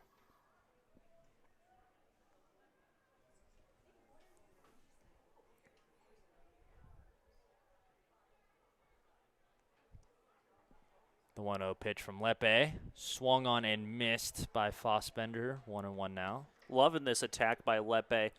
Really trying to lull guys to sleep with multiple breaking balls at a time, and then here you go. Here comes the fastball. Yeah, just give them, change up what they're looking for speed-wise. The 1-1. Beautiful breaking ball catches the corner of the plate for strike number 2. That was nasty. Yeah, that was a fantastic pitch. It caught the inner black. Great pitch there by Luis. So the 1-2 pitch to Fossbender. Swung on and fouled. He ripped that ball, but was very early on it and sent that one over to the inflatable Spudley by the ticket office. Yeah, it kind of looked like a self-defense swing too by Fossbender. He saw that fastball coming in on the hands and felt like he had to kind of a get off me swing that time. As the second loud boom in the background occurs. I'm not sure what's going on over there. That one wasn't as loud as the one earlier, but we are getting close to 4th of July. Great catch from Christensen behind the plate to prevent a potential advancement of Chai. But that was a ball, so 2-2 now to Fossbender.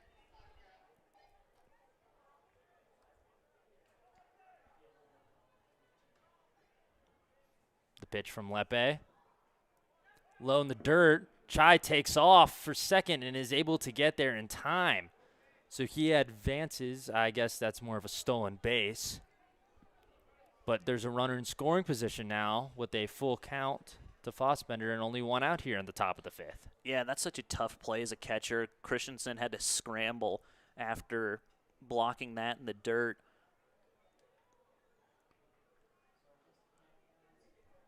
Yeah, Not much else he could have done there, really. No. Yeah, he just had to block it and try to get it over to second as soon as he could. So payoff pitch from Lepe. Swung on and missed by Fossbender, who's upset at himself after that one. Yeah, he was sitting fastball again, and Luis pulled out that beauty of a breaker, and just a fantastic pitch there by Lepe. Gets him to swing right over it. Strikeout number 7 for Luis in this one. And after you said he retired 4 of the 5 first batters via the K, has retired 3 of his last 4 with the strikeout. Brings up leadoff man Ryan Devereaux, Casper native, to the plate now. Swings and miss at a first pitch offering from Lepe. Looked to be more of a changeup. Didn't have the break. Didn't look like his fastball there. Great starting pitch there by Lepe. So 0-1 here to Devereaux. Chai on second base. 2 outs here in the top of the 5th. Spuds leading 6-0. 1-0 pitch. Sorry, swung on and missed again. That time looked more like the curveball. So 0-2 now to Devereaux. Yeah, they know that Lepe is capable of pumping in a fastball. They saw it once before. Now they're trying to get ready for it. Great sequence that we have seen so far out of the entire game. Great job. Give some credit to Nathan Townsend over there. The 0-2 hit hard past or into the hole where the second baseman would be. The throw in goes to second. So the first run will come across for the Aviators as Chai scores on the RBI single from Devereaux.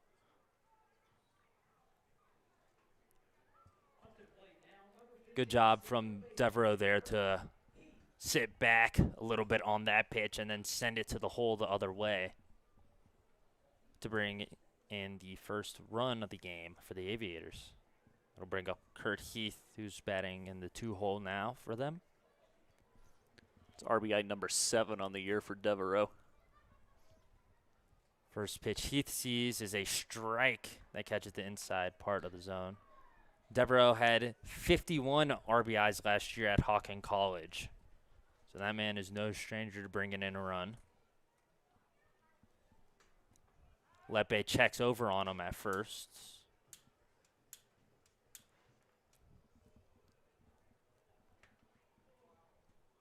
But Devereaux's safe. Sorry for the delay on that. So 0-1 still to Heath in the lefty-lefty matchup. Here's an interesting thing for you. As that ball is taken low for a ball, the throw from Christensen not in time. Devereaux swipes a bag with 2 outs here, and it puts another running in scoring position for the Aviators. Coming into this game, Devereaux, 6 RBIs and 5 runs. So that tells me when he brings a guy in, there's a good chance he's going to come around to score as well. And he's no stranger to the stolen base either. 23 last year in college. Stolen base number 5 on the season so far. 1-1, swung on and missed by Heath. Nasty breaking ball from Lepe puts him ahead 1-2. As another loud boom in the background. That has to be off-putting as a pitcher on the mound. Yeah, I've wondered, I mentioned when you get closer to 4th of July, you'll see some fireworks going off over by above the right field trees. I've always wondered how that can affect the focus of both pitcher and batter. As that is a strike 3 looking nasty fastball paints the edge from Lepe as he strands a runner on second. Aviators get their first run of the game. We'll be going to the bottom of the 5th inning now with the Spuds leading 6-1.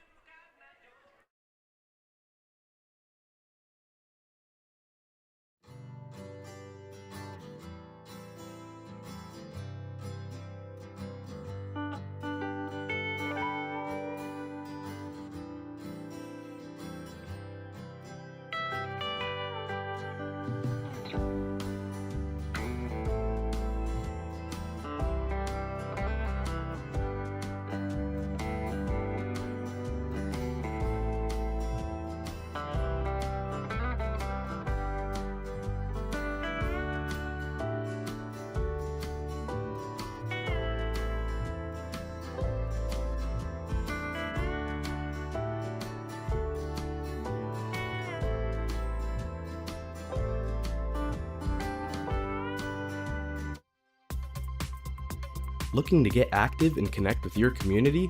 The YMCA of Natrona County and Casper has something for everyone. State-of-the-art fitness equipment, youth programs, swim lessons, and more. Whether you're chasing goals or just getting started, the Y is here for you. Visit CasperYMCA.org and join a community that moves you forward.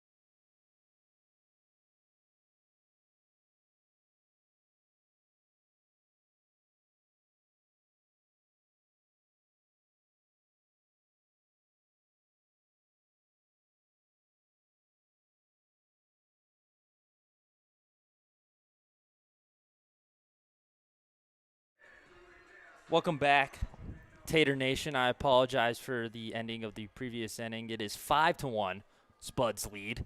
And there's a new pitcher on the mound, Ethan McLaughlin for the Aviators as he faces off David Denon. Throws a first pitch low for ball number 1. McLaughlin's making appearance number 3 on the season. He started 1 game. He's thrown 7 innings, no wins, 1 loss. He's given up 12 runs, all of those earned, 3 strikeouts to 9 walks for him. That one catches the bottom part of the zone, 1-1 to Denon.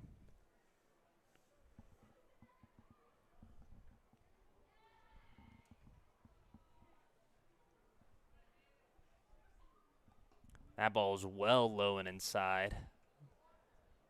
2-1 now. Denon had to jump out the way a little bit.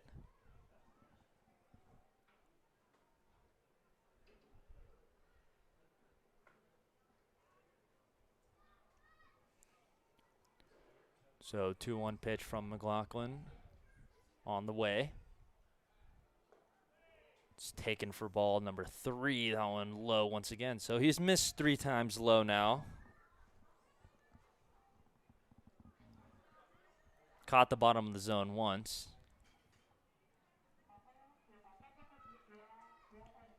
Looks like Caleb Chai making sure that the signals are right.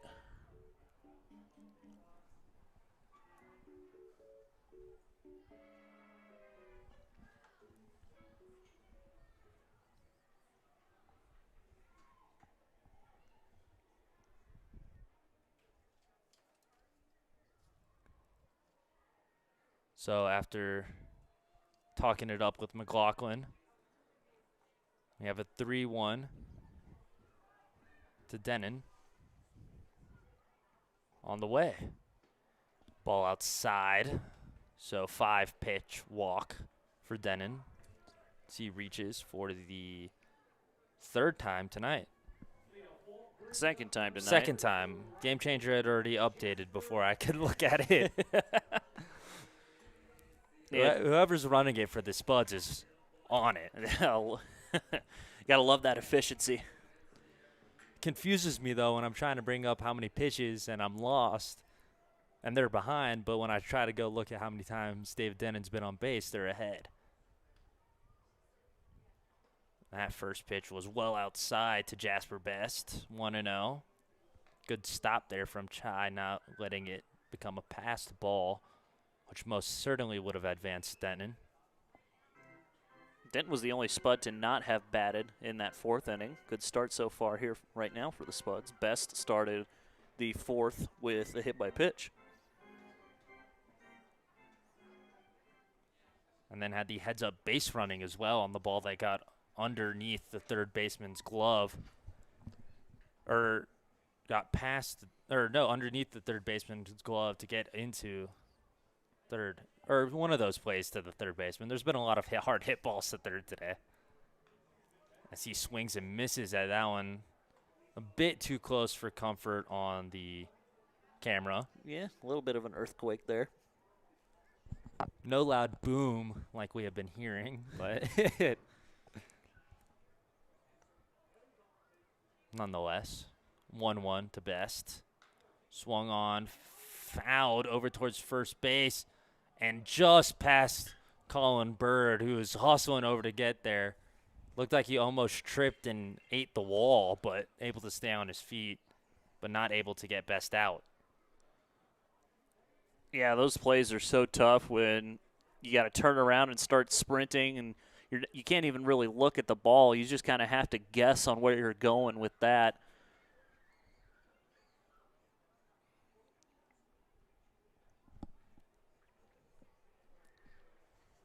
So 1-2 now to Best.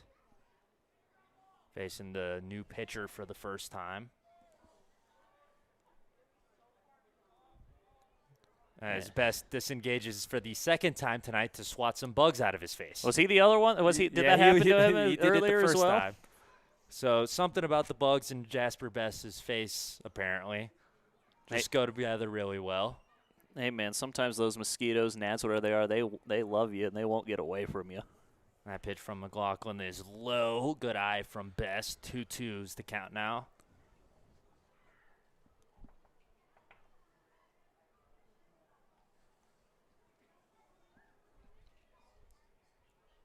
So 2-2 pitch to Best. Denon takes off. Chai not able to make the transition once again. Ball pops out of his glove, so Denon's able to nab second, put a runner in scoring position, and Best works his way to a full count. I think that time Christensen kind of just spiked that ball, made it tough there for Chai. Yeah, kind of hard there. It bounced into his glove and hard to control that. And that is ball 4. So Best walks after working his way back to a full count. Runners on first and second now with no one out for Trey Brooks, who's already 2 for 2 on the night. As we mentioned earlier, Castellanos only allowed the 1 walk to Cal Cousins, just the 3rd walk, but back-to-back walks drawn by the Spuds. So runners on first and second in the bottom of the 5th here. First pitch to Brooks is outside for ball number 1 from McLaughlin.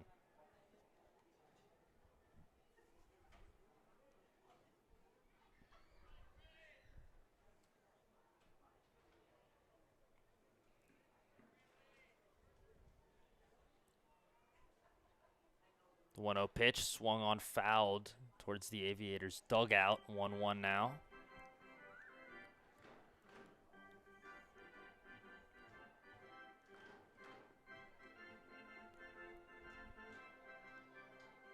Seems like the Bugs are not only loving Jasper Best's face, but our camera as well.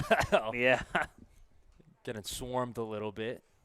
It's the price you pay being as close as we are to the North Platte River. That is true. As McLaughlin disengages after making some eye contact with David Denon on second.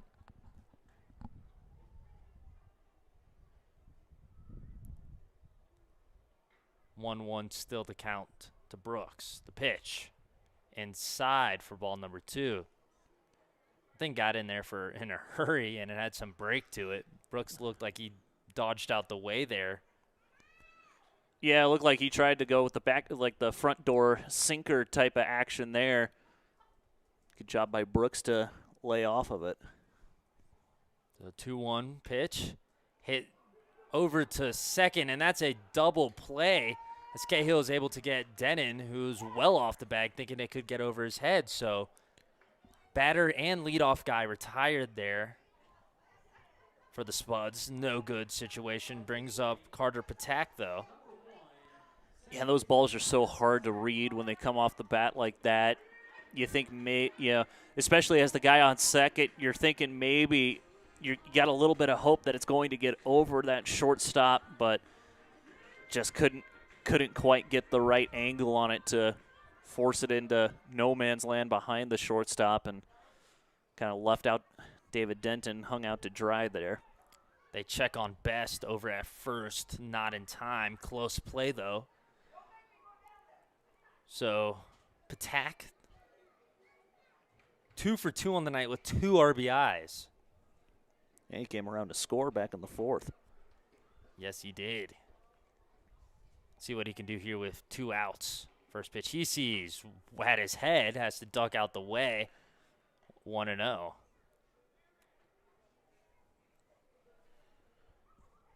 Saw the check on Best earlier. He's got 1 stolen base and 1 try so far.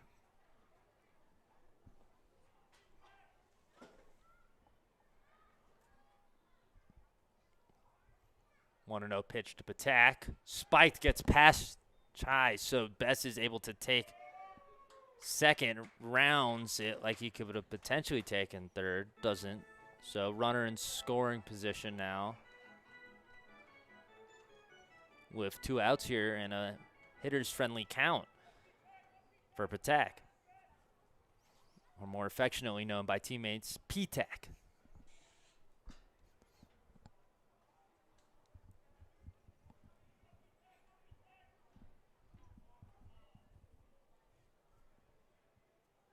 Two 2-0 pitch.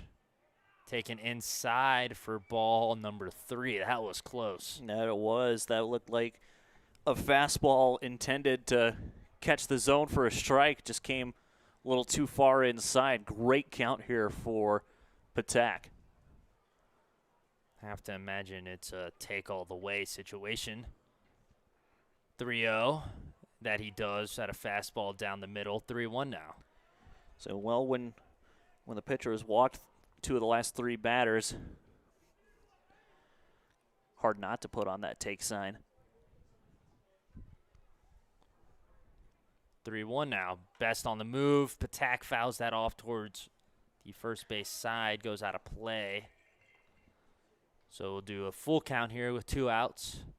Runner in scoring position. In the bottom of the 5th where the Spuds lead 5-1.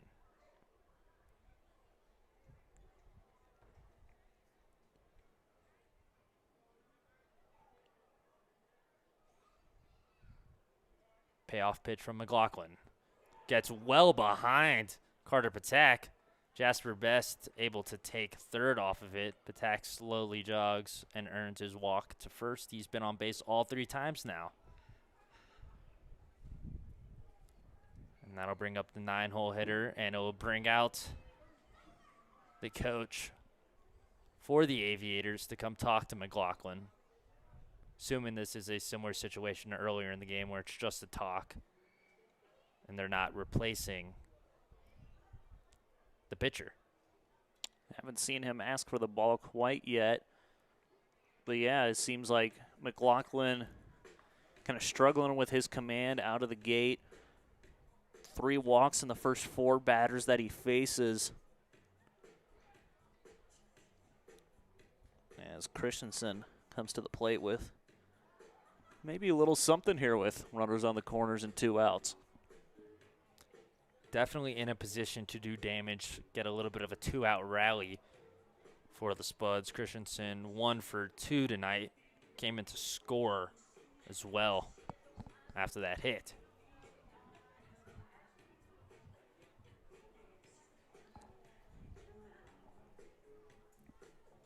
I think the bugs are starting to make their way up here. I felt a couple things fly by my leg here. I had one crawl across my lap pregame, so would not surprise me. They've been here. They've been here, look. So Holden Christensen and his walk-up song of Holla Back Girl up to the plate now. It's a fan favorite. First pitch he sees from McLaughlin is high for ball number 1. Patak almost acted like he was about to steal there. Forced Chai to pop up to potentially make a play. And also catch the ball. They check over on Patak at first. Not in time.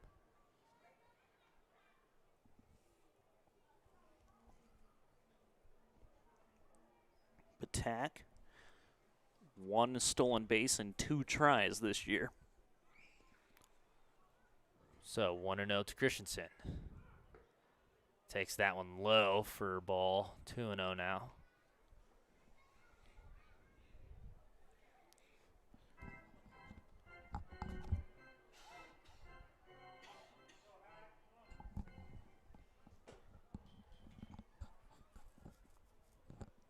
Pitch to Christensen. Catches the outside part of the zone for strike number 1 of this AB. 2-1 now.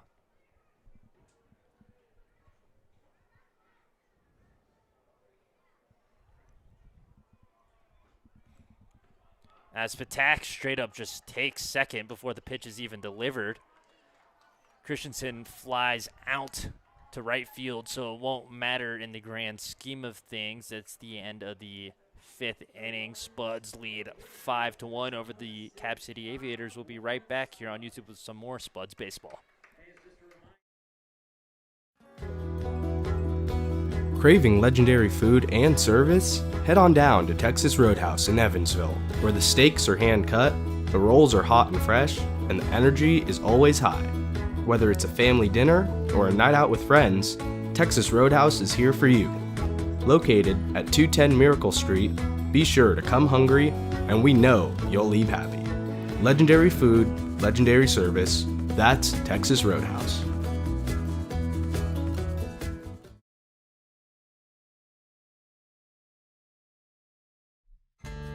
Craving comfort food anytime, day or night? Head to Denny's. America's Diner is always open. Whether it's pancakes at midnight, burgers for breakfast, or coffee to fuel your day, Denny's has you covered. With friendly service, affordable prices, and something for everyone, it's the perfect spot to gather, relax, and dig in. So why wait? Swing by Denny's today, where good food and great memories are always on the menu.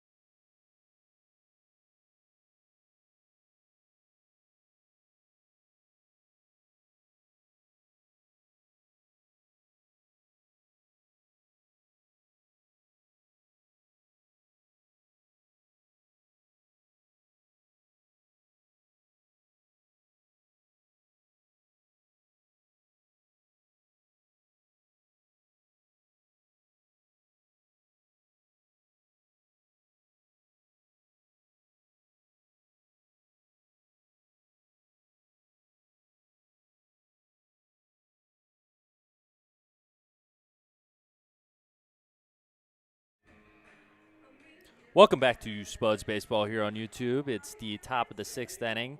Spuds lead 5-1, and leading off for the Aviators, number 23, Colin Bird. Luis Lepe back out for potentially his 6th inning of work. Bird, sorry, Nick. He's go for it. 0 for 2, line out and a fielder's choice. First pitch from Lepe catches the outside part of the zone for strike number 1, and I was just about to say he's been wheeling and dealing with these off-speed pitches so far tonight.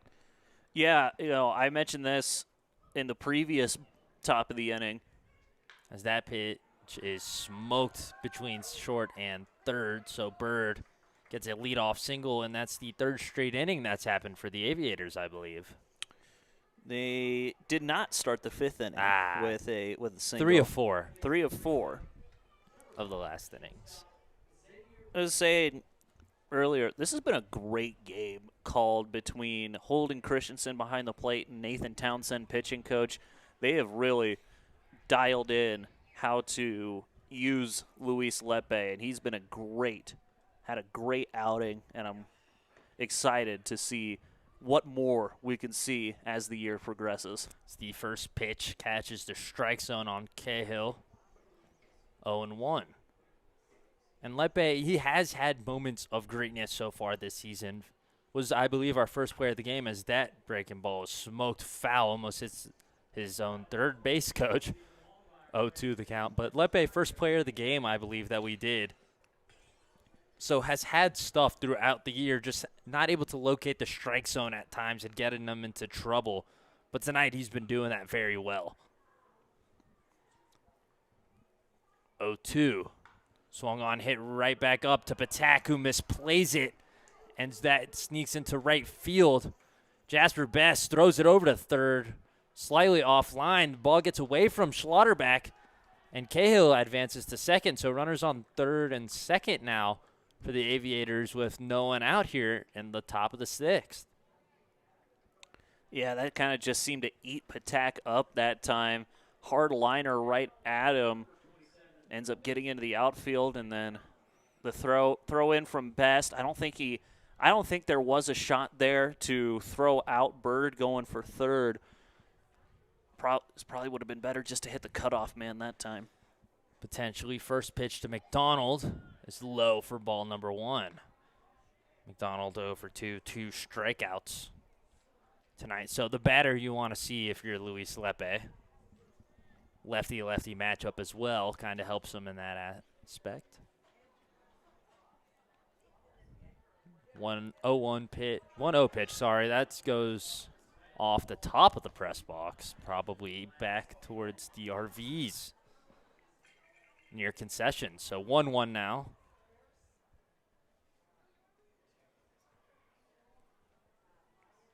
To McDonald. The pitch from Lepe.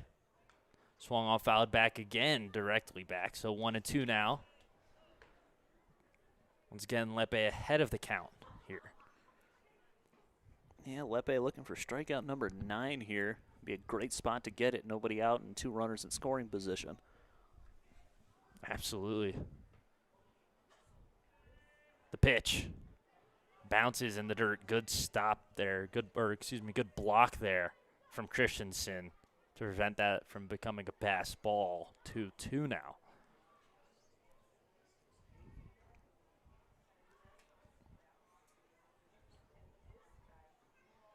So Lepe taking his time on this one. Normally he's fairly quick to set and deliver the pitch. The 2-2 pitch. Fastball high, full count now after being 1-2. And I love watching the cat and mouse game between pitcher and batter. Guy has a normal rhythm that you're kind of getting comfortable with, and then all of a sudden feels like the next pitch taking forever to get to you. Payoff pitch hit weakly into right field. Patak gets under it. Throw home, no play at the plate. So good job from Patak to get there and prevent a potential run at coming across for the Aviators. Yeah, that was a fastball there from Lepe. It looked like McDonald was ready for it. He was just under it and able to pick up the first out of the inning there.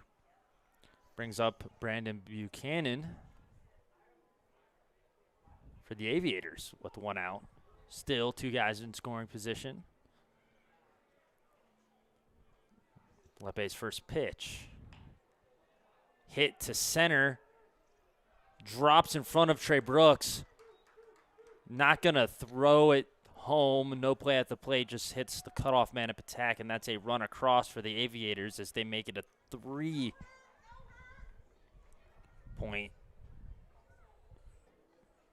Spuds lead. Sorry, that took forever. I was trying to figure out the word to say there. Yeah, and that hit there, Brooks looked like he was ready to play it off the hop to try to throw out the runner coming home, but that ball did not hop nearly as much as Brooks thought that was going to. That completely died as soon as it hit the grass. First pitch to Gallows, hit to Brooks deep in center field. He ranges to about the warning track to get it, throws it in, and another run comes across for the Aviators. So 5-3 now with 2 outs. Runner on first in the top of the 6th inning, where the Aviators have cut this Spuds lead to 2.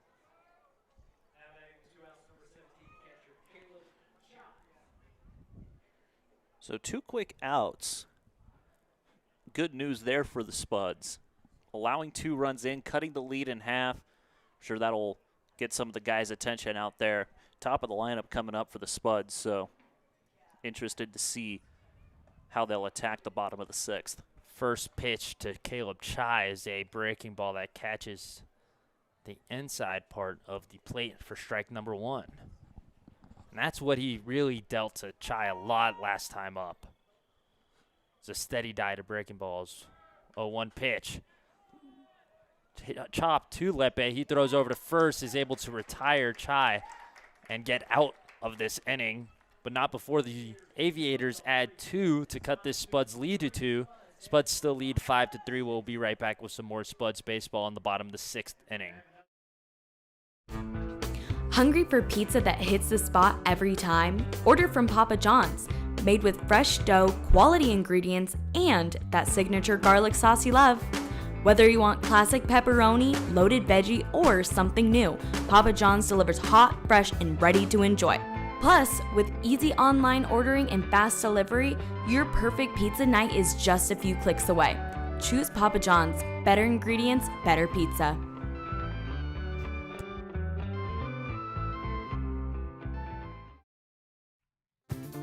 If you're visiting Casper for business, adventure, or just passing through town, Best Western has you covered. With clean, comfortable rooms, free hot breakfast, and a staff that treats you like family, you'll feel right at home, whether near or far. With 3 convenient locations, Best Western in Casper is your base camp for everything Wyoming. Book your stay and rest easy today.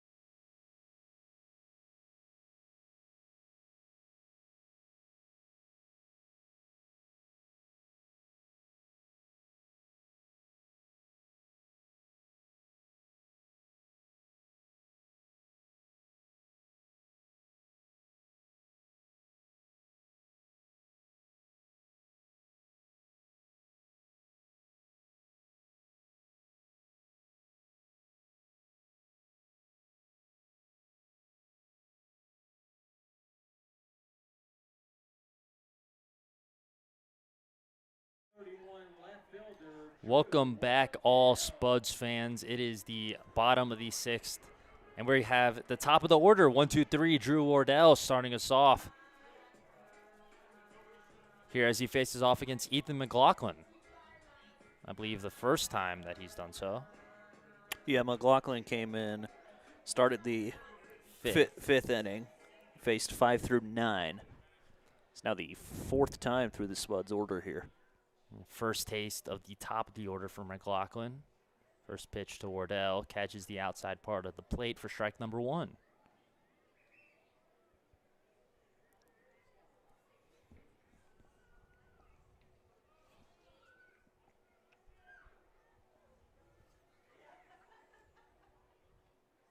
Looks like Wardell called time there, readjust his gloves. Wardell 1 for 2, singled home a run back in the 4th.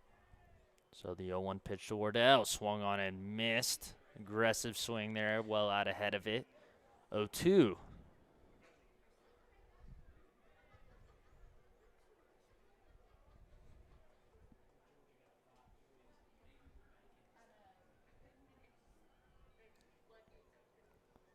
Pitch to Wardell on the way.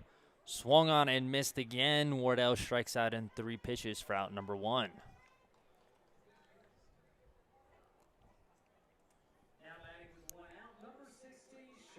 That's just the 2nd time that the Spuds as a lineup have struck out in this one. Seen the ball very well in this ball game. So that brings up Cal Cousins, the 2-hole hitter and shortstop for tonight, with 1 out, no one on in the bottom of the 6th.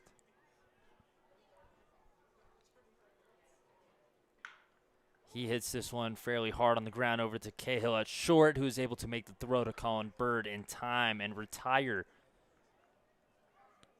Cousins. So 2 quick outs here for the Aviators.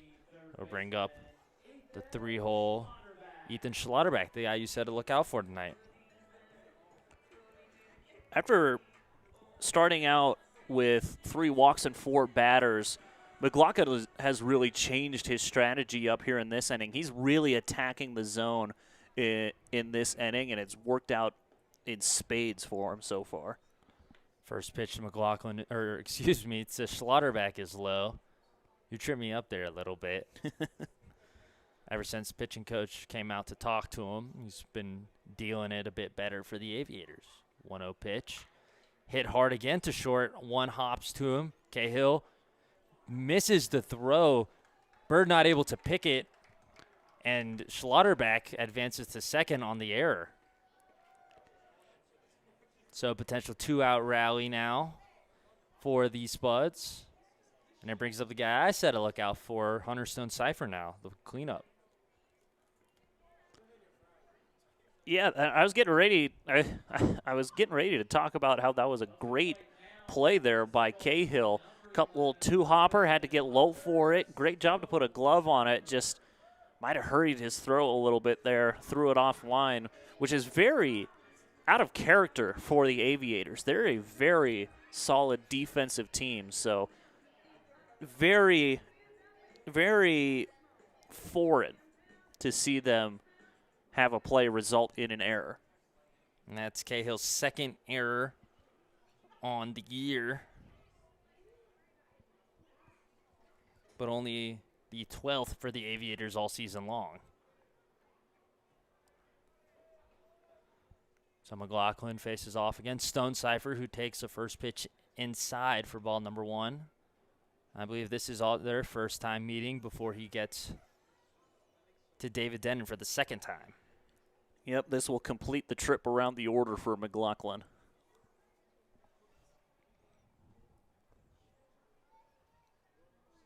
One and 0 pitch to Stone-Cipher, taken on the outside corner for strike number 1 of the AB, evens up the count, 1-1. Stone-Cipher is 0 for 2. Ground out, sac fly in the 3rd, lined out to the second baseman in the 4th. 1-1. Hit in the gap. Fossbender ranging over to try and make it. Gets it off a 1-hop. That's an RBI single for Stone Cipher and a little 2-out rally for the Spuds potentially. That looked like a ball that was going to find the gap and turn into extra bases for Stone Cipher, but give credit to Fossbender there. He charged that ball, was able to get it, and what a throw to keep Stone Cipher from taking an extra base. Yeah, he's been hustling out there in left field. That brings up David Denon tonight. What is David tonight? David is 1 for 2 with a walk. That he is. I believe he walked the first time he faced McLaughlin. Yes, he did. First pitch he sees this time, fouls it back towards the right side. 0-1 now. Yeah, Denton singled in the second, got caught stealing, flew out to left in the third, and then drew a walk in the fifth. So the 0-1 pitch to Denon. Taken inside for ball number 1. 1-1 now. And my player to watch out for drove in your player to watch out for. Hey, how about that? That's something to look out for. That's a good one. I like that. Checking over on Stone Cipher at first, not successful. So David Denon still awaiting the 1-1 pitch.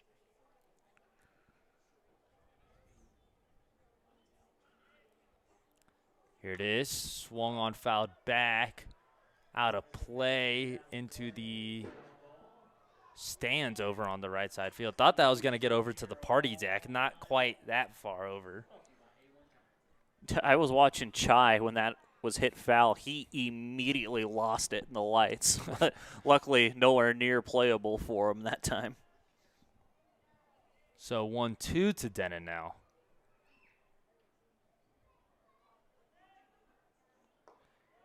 It's a good take. McLaughlin trying to get him to chase on a ball well outside. 2-2 now. So I want to point this out. You know, we appreciate Ireland Bott, our team photographer, who's usually up on the dugout. Looking over, Ryan Williams is currently on the dugout taking pictures.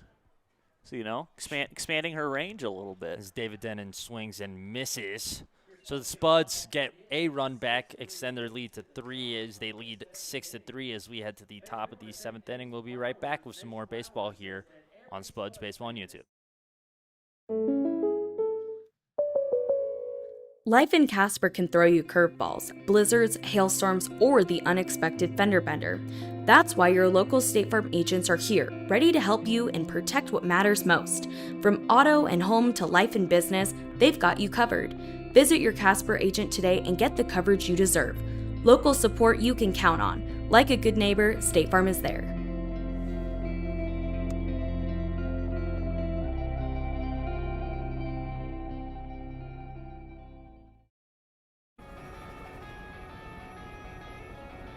In Wyoming, anything can happen. And no matter where you are, we're ready.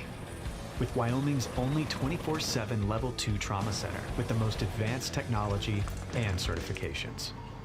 Because when emergencies happen, every second matters. Because every Wyoming neighbor matters. It's another banner day.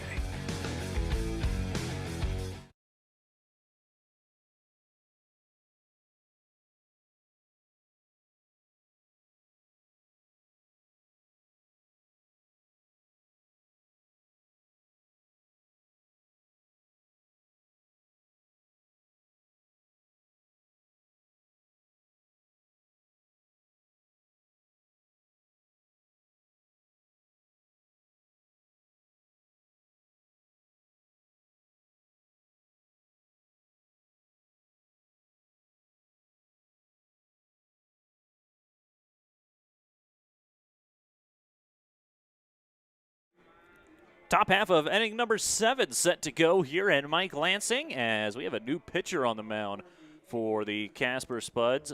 Dryden Cousins on the bump now for Casper.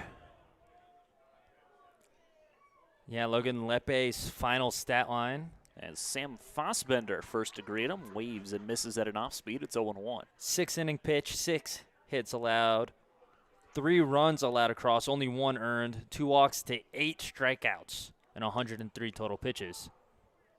As this one is lifted into right center field, Brooks ranging back. He'll make the catch on the track, and quickly there's one out here in the inning. Sorry, that was a fantastic play from Brooks in center.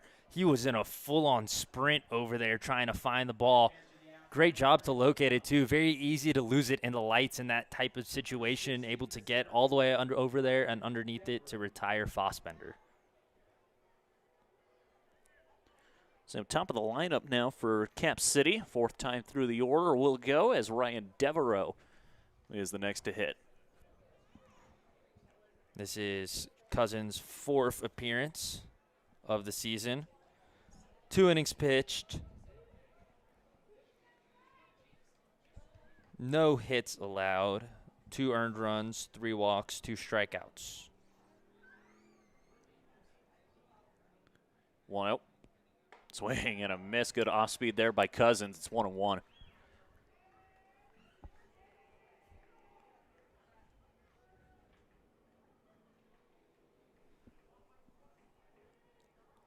Devereaux 1 for 3, singled homer run back in the 5th.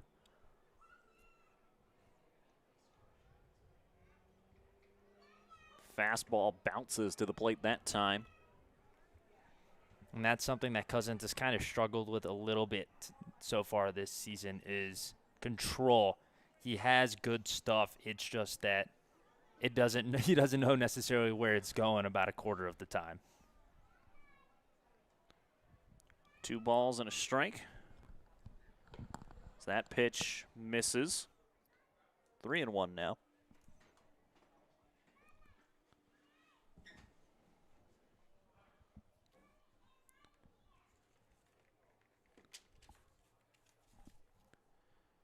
Next pitch misses, down and in. So 1 out walk drawn here by Ryan Devereaux.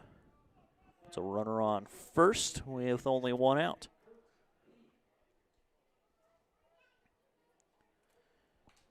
As Kurt Heath will be the next to hit.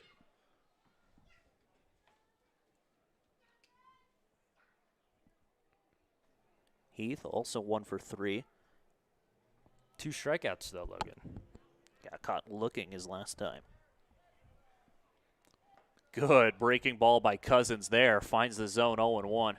Yeah, and good job to get a backdoor breaking ball for strike number 1 there. Yeah, that was a complete sweeping slider that touched about every square inch of the plate that time. Runner breaks for second. Hit and run was on, but Heath shoots it foul, and it's 0-2. And he's going to have a long walk back to first. It's always so funny when those guys break, and then it's a foul ball, and then you're like, all right, I guess I got to go back.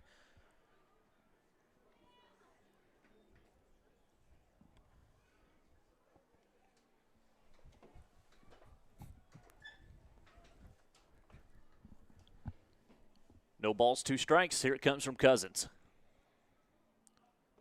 That stays low. Cousins thought that was strike 3, but he'll have to try and throw at least one more pitch to Heath. It's 1-2. So did several fans here still at the stadium. Late game after the delayed start, but still a good number of fans in seats tonight. Runner breaks, and did that catch a piece of Heath? No, it didn't. Missed Heath, got to the backstop, and runner in scoring position now for Cap City. Yeah, I agreed with you. I thought it might have caught a piece of Heath just because of how he was acting when he stepped out of the box. Must have just missed him. Yeah, that ball bounced in front of his feet there. 2-2. Chopper foul. Good job from Heath just staying alive in this plate appearance.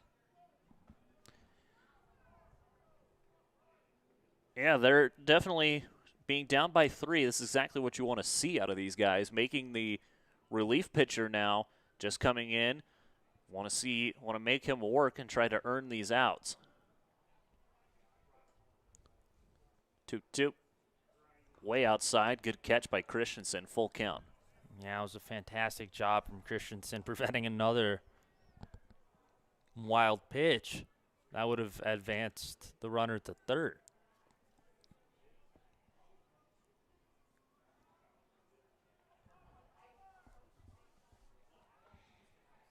Three-two. Runner breaks for second. Pitch misses outside, and it goes over the head of the third baseman, Schlotterback, all the way into left field, and a run is in to score off of the walk. And that's certainly a way to get a run back for the Aviators. Take them any way you can at this point, as pushes the score to 6-4 now.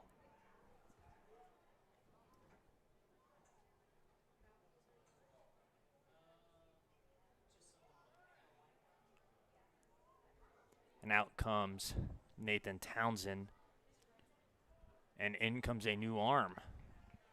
So, pitching change coming up here for Casper as Dryden Cousins faces just 3 batters.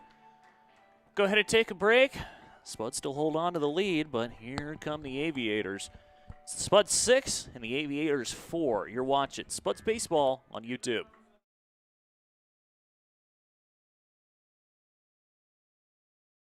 Looking for that place where you can feel safe and accepted, where all of the counselors are highly trained and licensed in specialties from family counseling to substance addictions, and where most major insurance is accepted and payment is based on your financial needs, where the whole person is treated, not just the symptoms. Think you have to go outside of Wyoming to find it? Think again. Central Wyoming Counseling Center. Hope. It's on the horizon.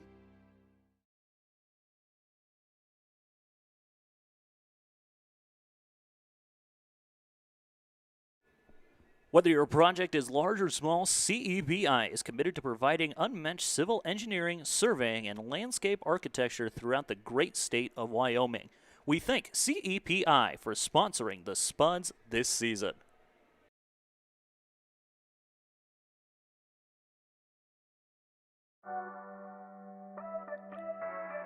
Craving legendary pizza and a family-friendly buffet? Head to the Pizza Ranch, located at 5011 East 2nd Street.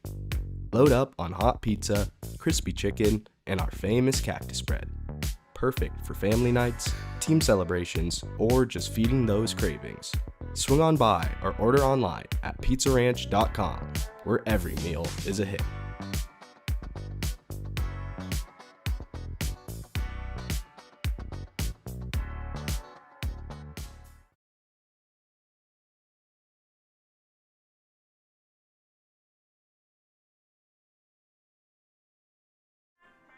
New pitcher on the mound for the Casper Spuds as Liam Fitzgerald making his Mike Lansing debut. He's pitched a couple of times on the road for the Spuds, but he's on the bump here for the first time into the friendly confines. He also pitched a little bit on the road for the Aviators. 3.1 innings against the Sasquatch. First pitch swinging is Colin Bird, and that's into left field for a base knock. So one pitch and a base hit for Colin Bird here in the top of the 7th. So the former Spud, now on the Aviators, gets a hit off of the former Aviator, now on the Spuds. I think I'm following. Allowed 13 hits and 11 to earn runs with 1 strikeout in his 3.1 innings against the Spearfish Sasquatch. Second single of the night for Colin Bird, as Xavier Cahill will come to the plate.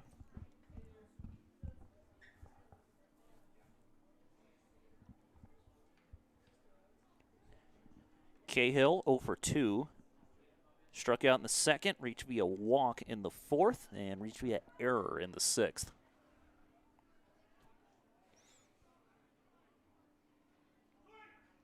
First pitch slider, good. Backdoor slider there by Fitzgerald. Finds the zone 0-1. And that thing has a lot of break to it. We saw him warming up just consistently. That slider, lots of break over the plate. 0-1. Goes back to the slider, and this one is dumped into center field for a base knock. Runner from second coming all the way home. The throw cut off by Cousins at short. Another run in for the Aviators, and all of a sudden it's a one-run ball game. 6-5 now in favor of Casper. Still an arm warming up in the bullpen for the Spuds, so not sure who that is. But they have a guy warming up right now just in case things get a little haywire here with Fitzgerald on the mound. Clayton McDonald, next to hit. 0 for 3 in this one. First pitch is the strike. It's 0-1.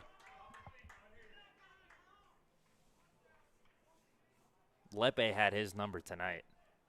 And he did. Let's see if Fitzgerald can do more of the same. Picked up strikeout number 4 and 5 of Lepe's night against McDonald. As that pitch misses outside, ball and a strike.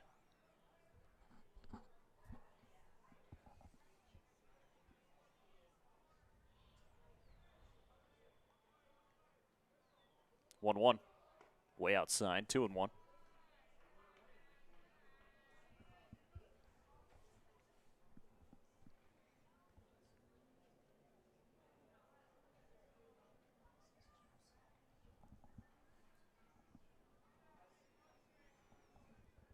Fitzgerald comes set, 2-1.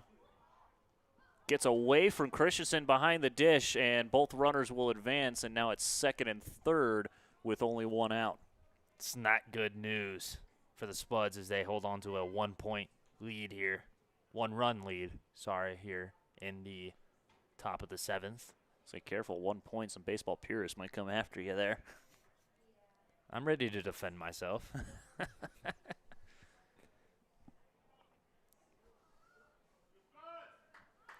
Infield in now with the runners in scoring position.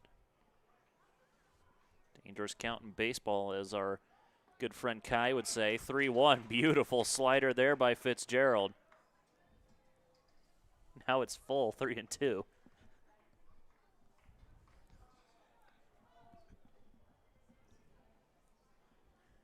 Payoff pitch. Goes back to the slider. Got him looking. Strike 3 called, and there's 2 gone. McDonald's had a long night at the plate. 0 for 4, 3 strikeouts. Doesn't matter which pitcher is on the mound for the Spuds. McDonald is getting retired.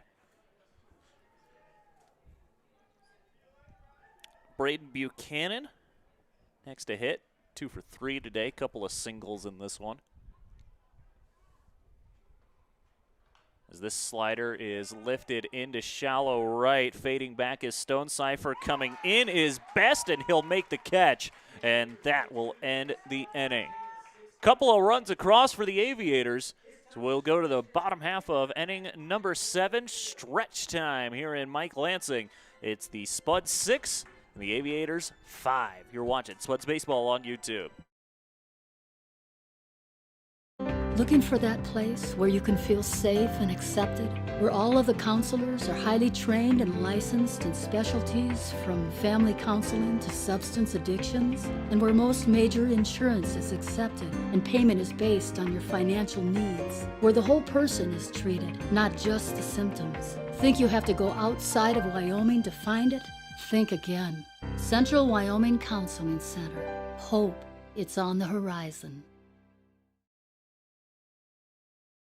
All industries have had a challenge to get people together because we learn from each other, and industries are better when people are around each other. And so we've been consciously creating platforms for people to get together. We have our own coaching company. We have nonprofits and communities we serve in. We say, why is all that? Because people need each other.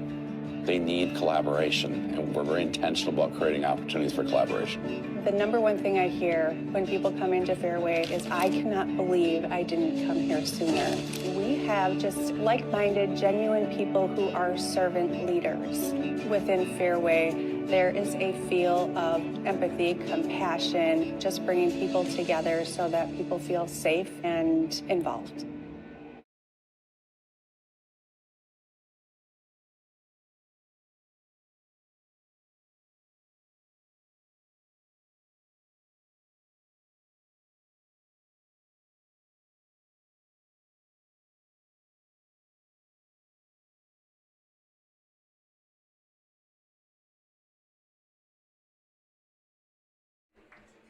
Bottom half of inning number 7. as the Casper Spuds lead things 6-5.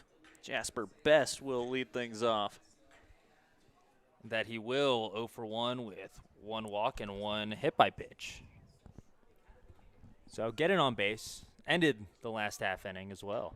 This one is shot down the right field line. That'll drop fair. Jasper Best with a single to lead things off. 1 for 2, pardon me.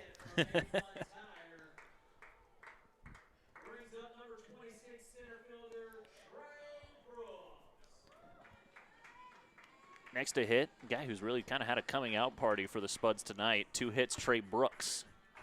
Yeah, looking for potentially 3 to match his season total.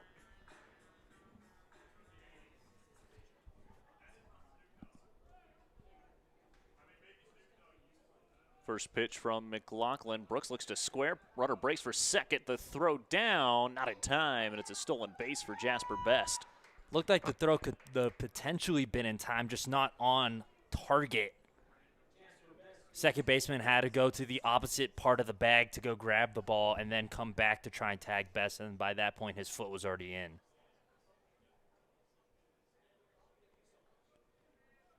Glance back at the runner at second. As Best breaks for third rather, and he's into third as well. He's been hustling on the base paths tonight between those 2 steals right there and the play into shallow left field where he went from second to third. And then as well in right field to end the last inning. He's running all around this baseball field tonight. Getting his steps in for sure. I want to know his top speed because he's been moving out there. 2-0. Chopper fielded by the third baseman. Best runs back to third. Throw to first in time as Colin Bird had to kind of split for that one. And it was a fantastic play from McDonald over at third. That ball looked like it could have potentially snuck over him, especially considering the infield is playing in. Best thought it could have, then realized that he was going to do it, stepped back, and then great play, as you said, by Bird to extend and make the split and catch to get Brooks out. And those choppers are so hard to read. When it's coming as high as it is, you got to time your jump really well. Great job by McDonald at third to time the jump. As the first pitch to Carter Patak is knocked foul, and it's 0-1. Patak, 2 for 2 with a walk and 2 RBIs tonight. Looking to make it 3, potentially with a runner on third again. Next pitch is a fastball that comes inside. Ball on a strike now to Patak. Spuds have 11 hits on the night, 1 extra base hit. Hey, they don't ask you how. It's a good point. Fastball inside, 2-1. And that was a double from Drew Wardell. Oh, they called that one in the fourth a double? They called it a double. All right. I marked it as a single. So it would have been no extra base hits. Go ahead and fix that. 2-1. Catches the zone, and it's 2-2. You hear the disgruntled noises from the fans in Casper thinking that one was a bit low.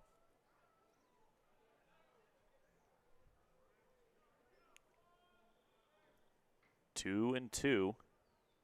McLaughlin shakes off his catcher. Now he gets the sign he wants.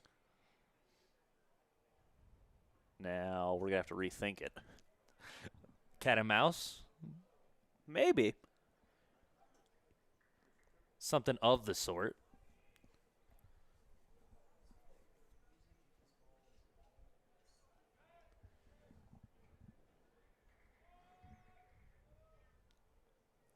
Two and two.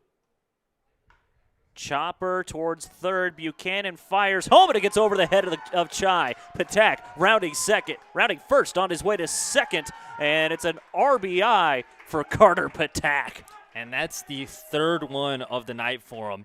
And what a play from Best over there at third. Hustling it home. I have to imagine head coach Cody McCreary talked to him after the first one took its time after the bounce. It's like, listen, kid, you're fast. Go take home. Make them make a play. You saw that right there, and it was an error from McDonald. That allowed Patak to advance to second and extends the Spud lead a little bit in the bottom of the 7th. They do officially call that an error, so.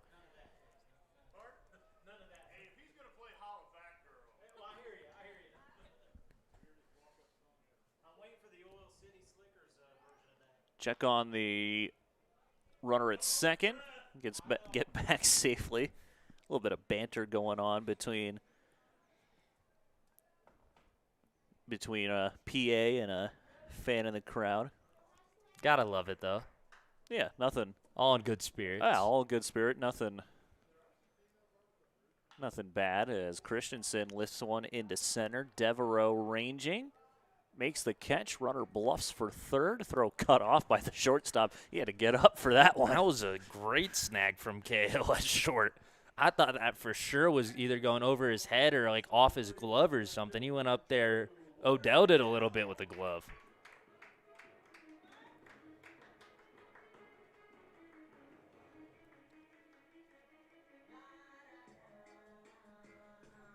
Top of the lineup now for the Spuds as Drew Wardell digs in.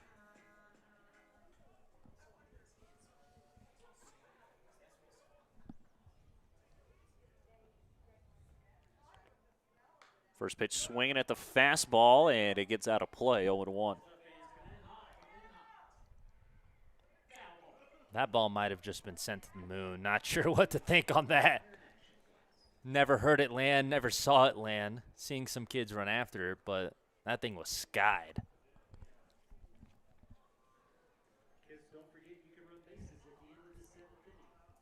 One for three tonight is Wardell. With the only extra base hit on the team.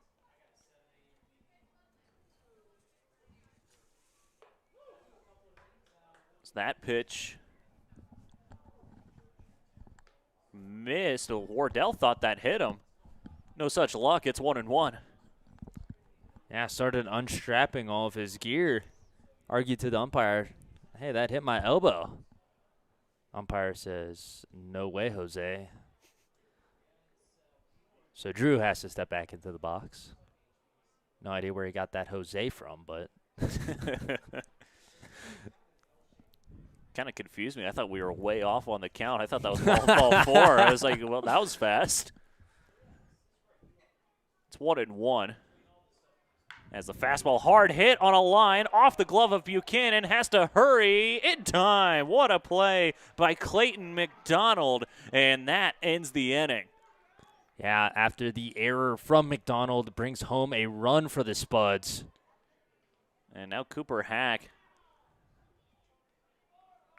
has trying to convince the umpire, probably asking about that hit by pitch.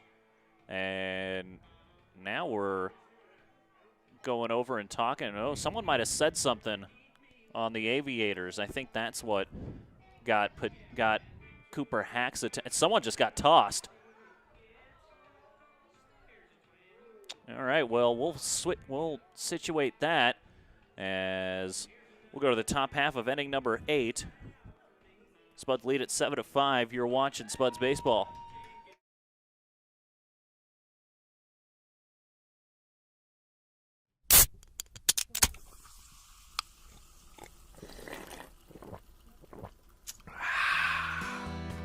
This season, fuel your Spud spirit with the crisp, refreshing taste of Pepsi, one of the official drinks of your Casper Spuds. Whether you're cheering from the stands or the couch, Pepsi is the perfect game day companion. Ice cold, bold, and made for fans like you. Grab a Pepsi and let's go Spuds.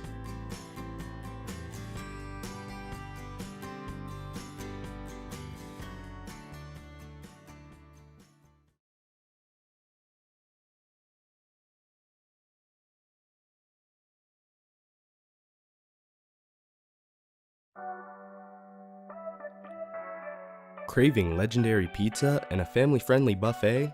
Head to the Pizza Ranch, located at 5011 East 2nd Street.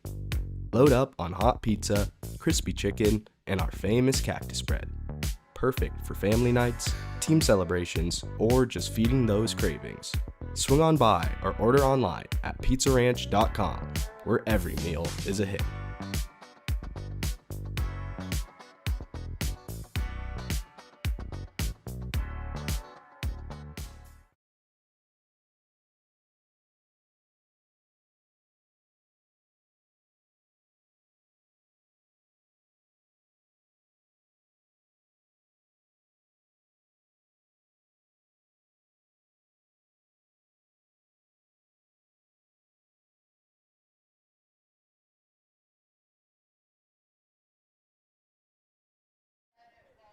Back here at Mike Lansing Field, top half of inning number 8, Spud lead at 7-5. We're still trying to figure out who got ejected over on the Aviators side. Might not get an answer until we see a replacement on the field, but If there even was an ejection, we could have been hallucinating. looked like the home plate umpire made a clear ejection toss. You can probably see it clear as day. Yeah, watching it back. This Or is no. live. No, yeah, we're still live over here. No replay is the first pitch. I'm working on it.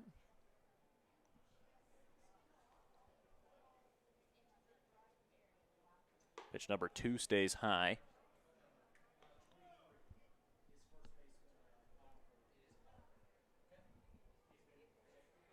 Do we mention new pitcher on the mound for the Spuds? Tyson Mosentine on the mound for the Casper Spuds. No, we did not. So the next pitch finds the zone. Mosentine, no stranger to the Aviators. Started the game in Cheyenne against them. 2-1, knockback foul, 2-2.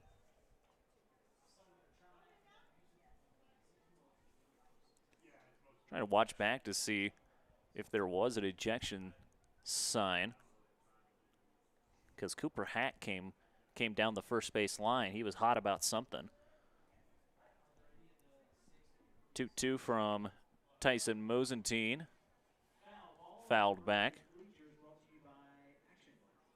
Watching, I think he walked just out of camera shot when he gave the alleged heave-ho.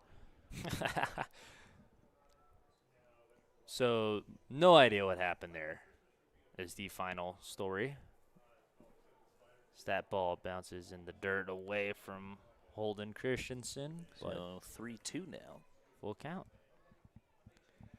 So trying to look.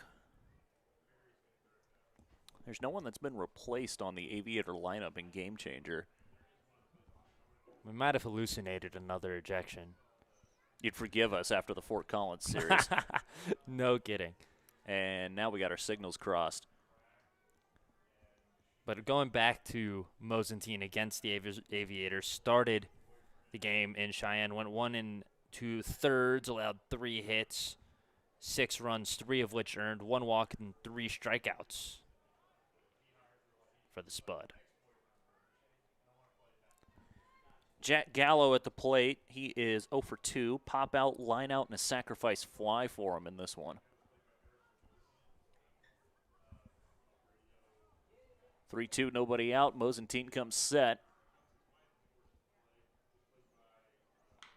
Chopper towards the left side. Cousins charges, throw to first in time, and there's the first out. Good play there by Cousins. Not only going and getting it after the multiple chops, but taking enough time to get the ball under control and himself and deliver a strike on time to retire the batter.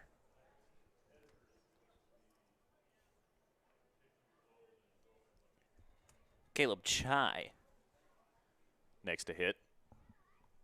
1 for 2 with a walk and a run for himself. First pitch swinging good off speed there by Mosentine. It's 0-1. Chai's also stolen a base today.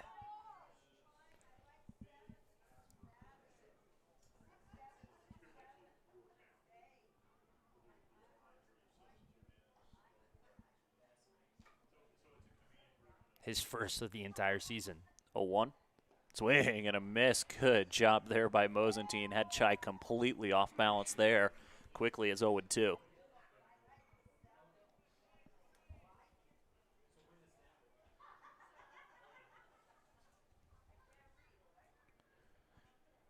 No balls, 2 strikes. Mosentine comes set. That bounces to the plate that time, 1-2.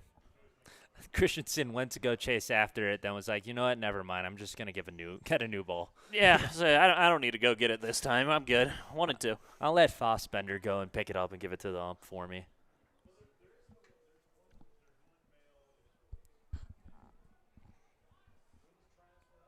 One, 2 from Mosentine. Chopped foul. We'll do it again. That looked like it was on en route to potentially hitting Chai. It's coming inside. He fouled it off. Yeah, kind of just defense swing there. I thought Mosentine was going to come after him on that time. Count stays where it's at.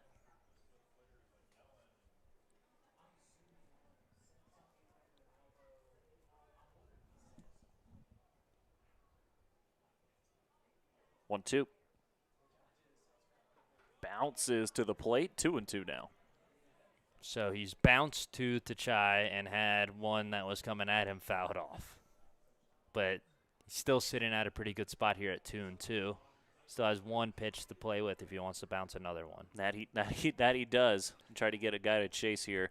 You don't have to come after him here on 2-2. Another one goes foul.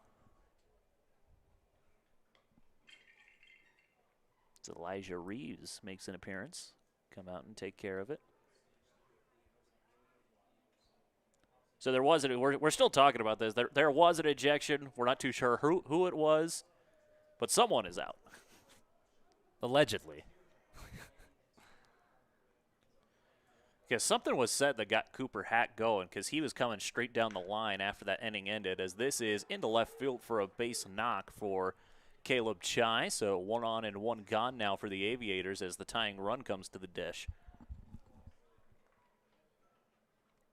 Brings up the 9-hole Fossbender. He's got a couple of decent pieces of a ball tonight, but no hits. Flew out to Trey Brooks over in center, who made a crazy athletic play, getting all the way over to that right center wall pretty much to catch it. First pitch from Mosentine. Swing and a miss. Good pitch there. It's 0-1.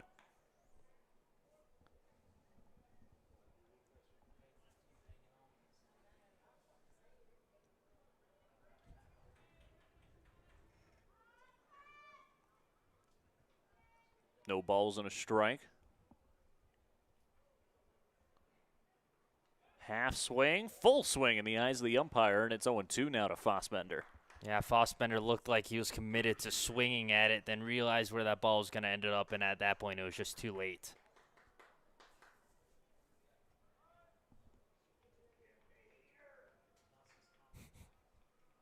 As a fan screams in the crowd, it's the heater. See if it is. Did go to the fastball, stayed high though, wanted to. I'm intrigued to see if he yells out again what the pitch is. Doesn't sound like it, at least, for now. 1-2. Swing and a miss. Got him down on strikes. Fossbender a little frustrated with himself after that one. And there's 2 outs here in the top of the 8th. Yeah, he's 0 for 4 now with 2 strikeouts. He's not too pleased with that performance.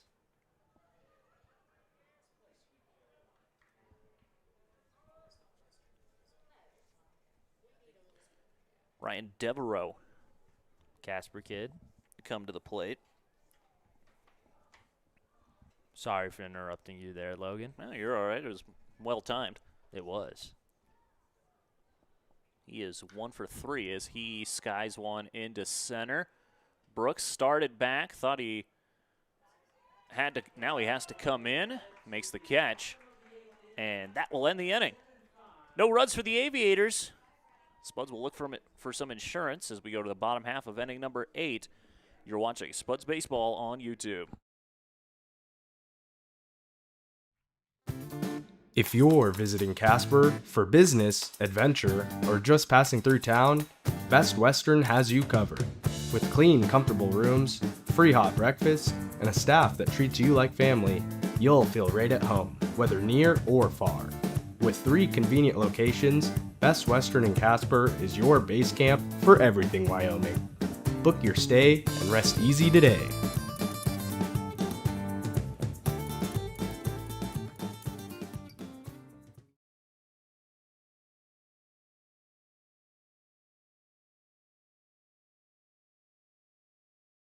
Looking for that place where you can feel safe and accepted, where all of the counselors are highly trained and licensed in specialties from family counseling to substance addictions, and where most major insurance is accepted and payment is based on your financial needs, where the whole person is treated, not just the symptoms. Think you have to go outside of Wyoming to find it? Think again. Central Wyoming Counseling Center. Hope it's on the horizon.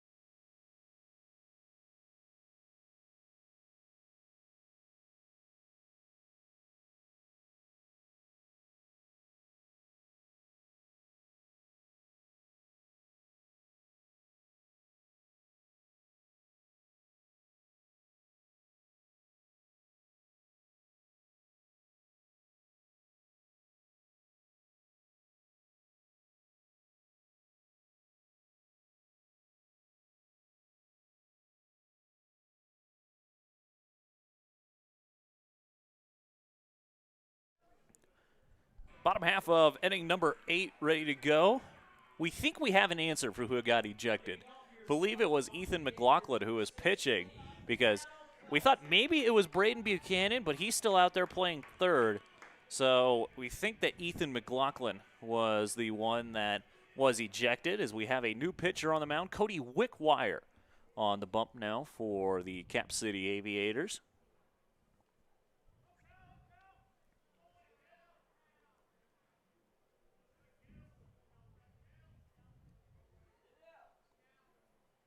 Cal Cousins first to greet him as he waves and misses at the first pitch. It's 0-1. Looks like Wickwire had 1 appearance at Mount Hood last year, .1 innings pitched. No strikeouts, so just retired 1 batter. 0-1, misses, and it's 1-1.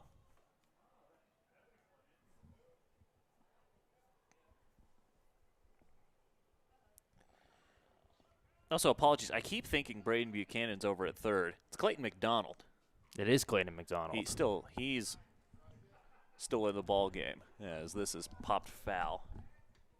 1-2 now to Cal Cousins.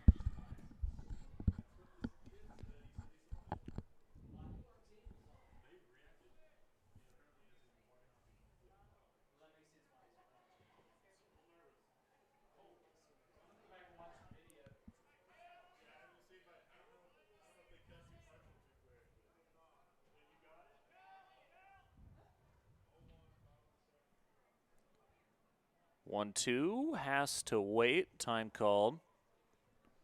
Wickwire 1 and a 3rd inning pitch so far in ILB play. Started 1 game, took 1 loss. believe that was against the Spuds. The first It was. He only got 1 out in that game that he started. a season debut where Jordan Jones hit that grand slam as the next pitch misses for a ball, 2-2. Where we had technical difficulties We for don't- that grand slam. We don't talk about that part. We're being honest to the viewers at home. Yeah.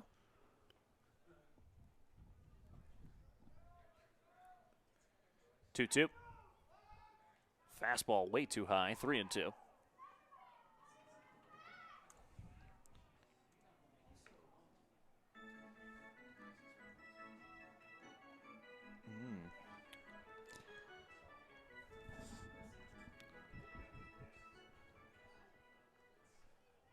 Payoff pitch coming to the leadoff man, Cal Cousins.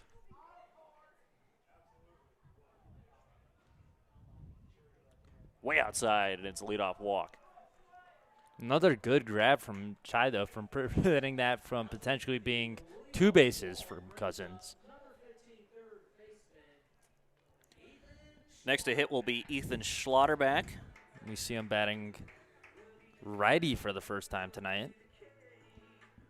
Schlotterback, the only player in the Spuds lineup without a hit. Look out for him. Yeah. Reached on, what, an fielder's choice error? Reached on a fielder's choice in the 4th, reached on an error in the 6th. So he's been on base. He has. First pitch in the zone, 0-1.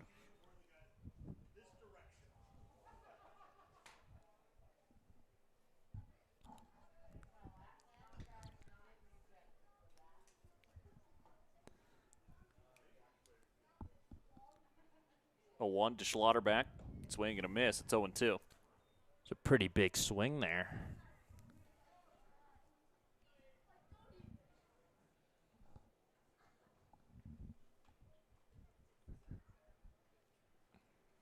No balls, 2 strikes to the Spuds' third baseman. Runner breaks. This is off the end of the bat and into right field for a hit. Cousins will go first to third, and it's runners on the corners now, and now every Spud has a hit. And that is the second time that's happened tonight for the Spuds. That it has. On some hit and run action, little jam shot to where the second baseman would have been. And now it brings up my man to watch out for. Stonecipher singled back in the 6th. Also my favorite walk-up song on the team, I think. I still got to give it to Mason Westmoreland. That's fair. Mine before was Patak, but since Stonecipher has got in here and gave us one, it's been my favorite. Stonecipher looking to square. Just kidding, as it misses low and away, 1-0. I was about to say, I don't know why you'd square probably your best hitter on the team, but you do you, Coach McCreary. I'm not the coach for a reason. 1-0. Inside now. That fastball had some pop to it, and it's 2-0. He's 1 for 3 tonight with 2 RBIs, one of which coming from a sac fly.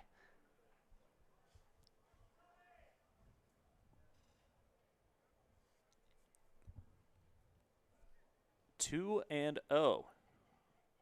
Runner breaks for second. Pitch misses outside. They'll let Schlotterback have.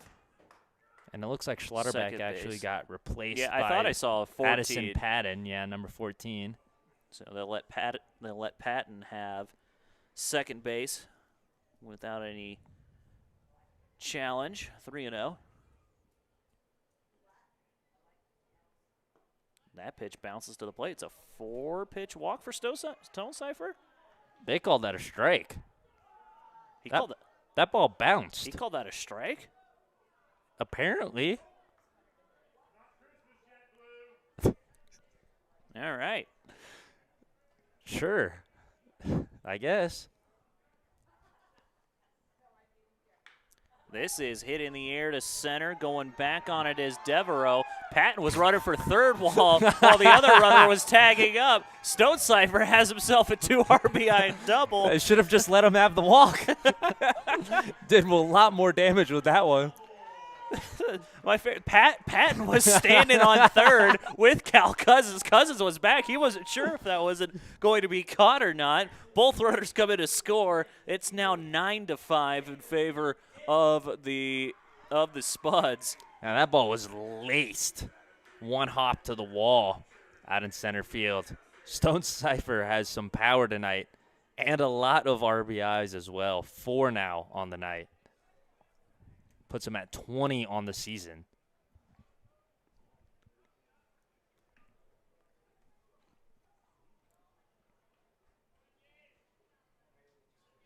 First pitch to David Denton, finds the zone. It's 0-1. 20 RBIs on the season. This is his 10th game. Those are some pretty good numbers. Yeah, I'd say he's pretty good at the whole baseball thing. Yeah, I'd tend to agree with you. This pitch is popped foul, 0-2 now to Denton. I mean, 10 games now, including tonight. Before that, 13 hits and 9, and then including whatever he has tonight. He's a robot. Built for baseball. No balls, 2 strikes to Denton. Hard hit back up the middle, right at Heath. Throw to first. In time.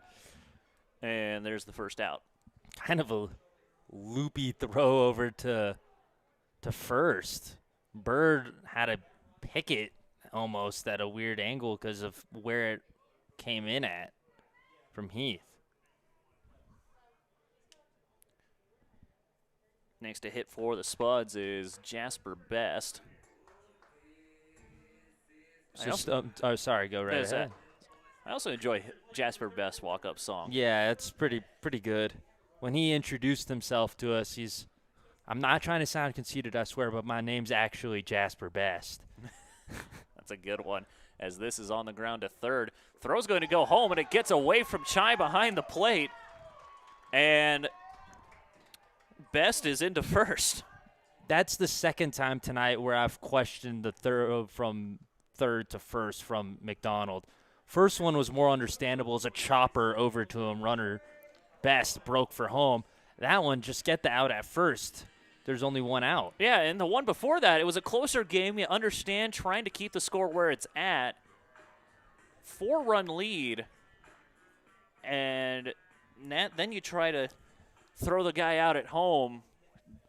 Yeah, not too sure I agree with the choice to throw home there, as the first pitch to Trey Brooks misses inside. It's 1-0. Anyway, that means... So would Jasper Best officially reach base on an error or a fielder's choice? They ruled that an error. I would agree with that, but he didn't decide to throw to...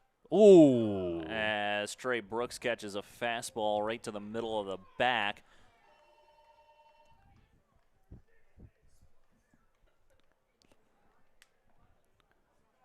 And pitching coach will come out.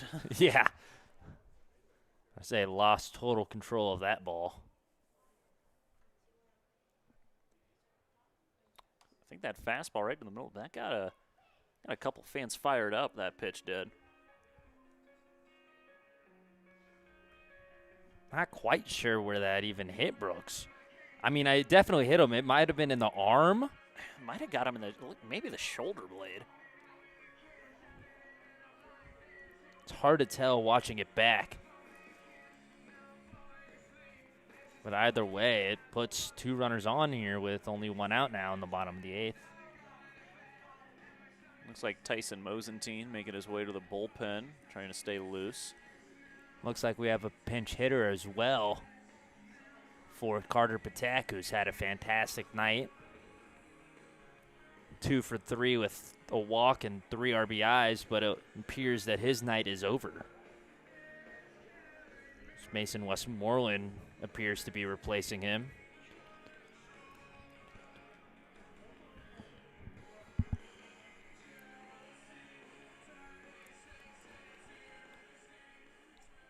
So, yeah, here comes Mason Westmoreland. We're just talking about him. You did. You know, I got to say, after I figured out what this song was, it was playing for quite a bit in my car. It's gonna be interesting to see how Wickwire attacks Westmoreland here after that conversation. Probably away. That would be my guess.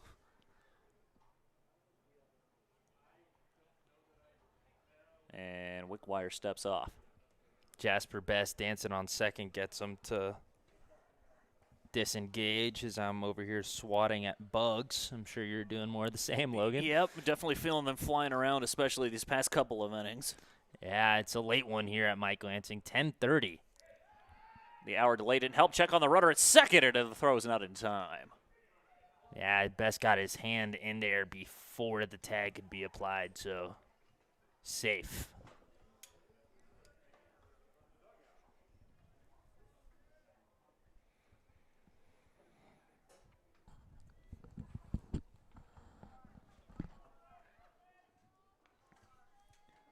Runner breaks for third. Pitch misses outside, and Chai can't find the baseball. Both runners advance.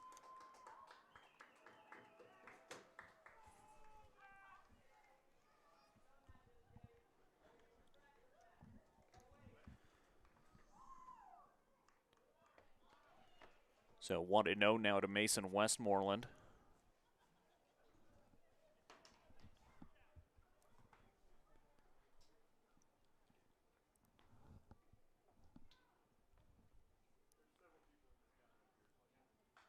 Fastball, knockback foul, and it's 1-1 now.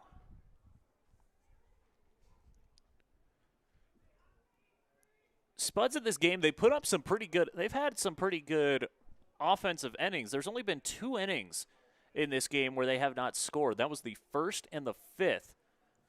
And their scoring has been pretty similar as Westmoreland skies one into right center. Devereaux makes the catch. Runner tagging for the plate. Throw goes to third, and it's a sacrifice fly for Mason Westmoreland.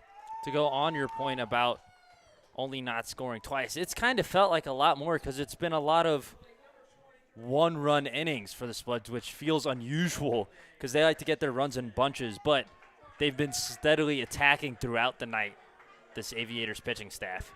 And just before that sacrifice fly, it's been the exact same pattern. No runs, 1-1-3. No runs, 1-1-3. That was run number 4 of the inning. Oh, boo. Ruined the synchronization. Holden Christensen next to hit. First pitch to him, fouled back. It's 0-1. Wasn't it Holden who earlier in the game had about 3 foul balls go first base side? Sounds about right. And then deposited one just barely over the first baseman? Could have been. 0-1 fastball, stays low, gets away from Chai, not far enough for Brooks to advance. 1-1. I think officially Brooks already has, or he has 3 stolen bases on the night now.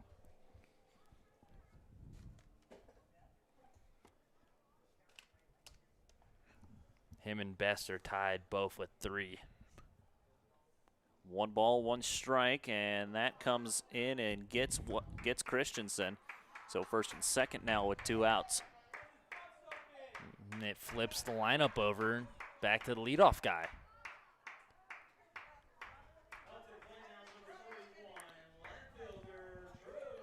As this is batter number 9 of the inning. All 9 Spuds have now come to the plate here for Casper. That's right. We started with the 2-hole. Kyle Cousins now up to the leadoff. Drew Wardell.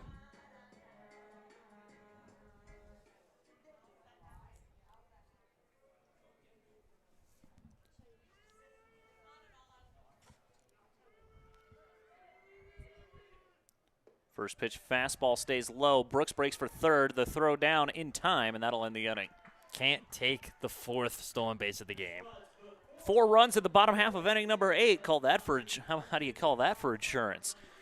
as we'll go to the top half of inning number 9. Spuds on top. It's Casper 11 and the Aviators 5. You're watching Spuds Baseball on YouTube.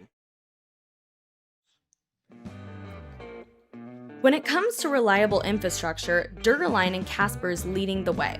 As a trusted manufacturer of high-performance conduit and cable protection, Dura-Line helps power the connections that keep Wyoming and the world running strong. From broadband to energy, their innovative solutions are built to last in any environment. Represented in Casper, trusted everywhere, Dura-Line, creating connections that matter.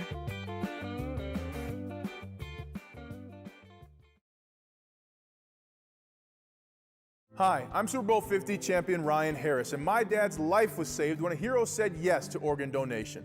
Right now, nearly 150 Wyoming residents are waiting for a life-saving transplant. One heroic choice can save and heal lives.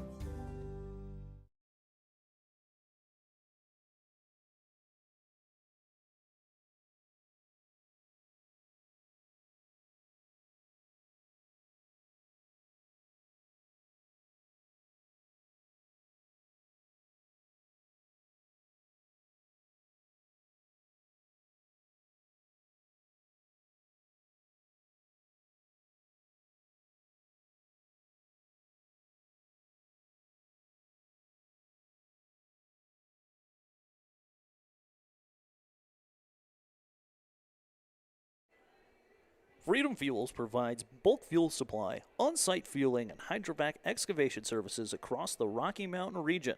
Their commitment to safety and ethics creates a superior client expertise that enables them to provide cutting-edge service. We are proud to partner with Freedom Fuels this season. Freedom Fuels, proud sponsor of the Casper Spuds.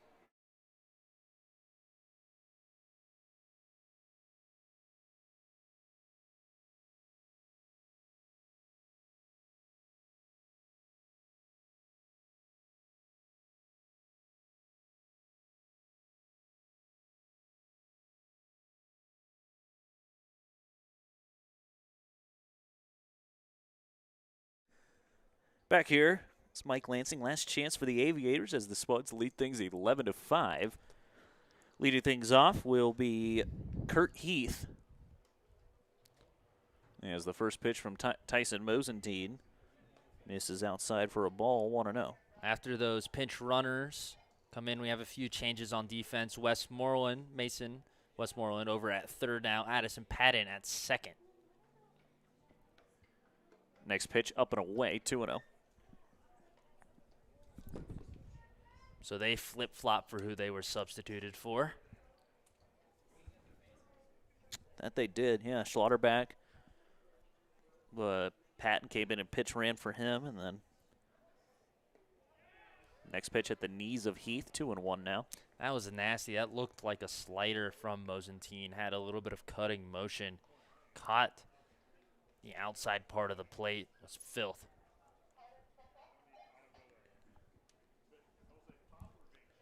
2-1.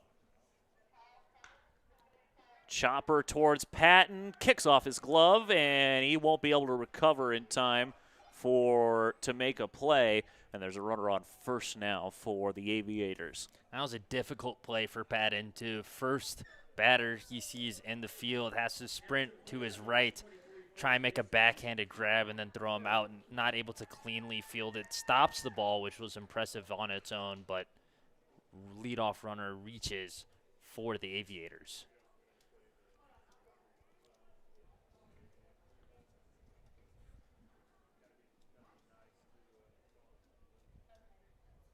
First pitch to Bird stays high, 1-0.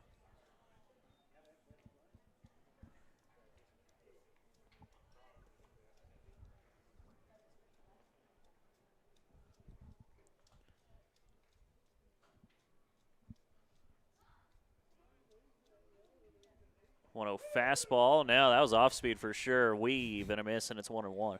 Well, that was down low. Bird was fanning off the fans that are left here.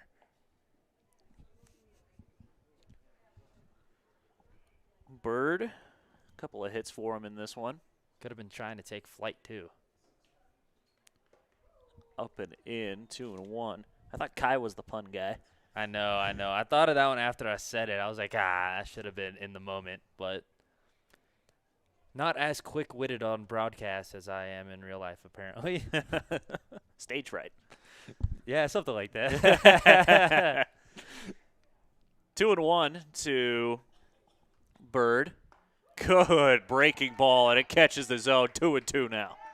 That's been nasty in both at-bats so far that Mosentine has gone through. See if he goes back to it to retire Bird.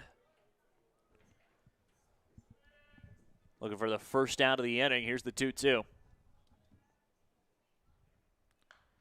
Off the end of the bat, foul, and we'll do it again. Is it bad that I'm trying to think of more Bird puns right now? No. I feel like I'm turning into Kai. He's not here, so I'm replacing him in that manner. Yeah, hope our fellow broadcast member, Kai Genagavis, everything's all right on his end. Had to miss today due to personal matters as Bird shoots one down the right field line, gets foul. We'll stay where we're at 2-2. It's even worse now because now that I'm thinking about it, I'm trying to do like bird and potato puns at the same time. It's brutal. The downtime in baseball, folks. Trying to pick up the first out of the inning. Here's the 2-2 from Mosentine. Chopper again, and it's another foul ball. I think I have a good one lined up. Just need certain events to happen. Okay. We'll see. The more and more I'm thinking about it, the more and more I'm not liking it. That's usually how that goes. Unfortunately.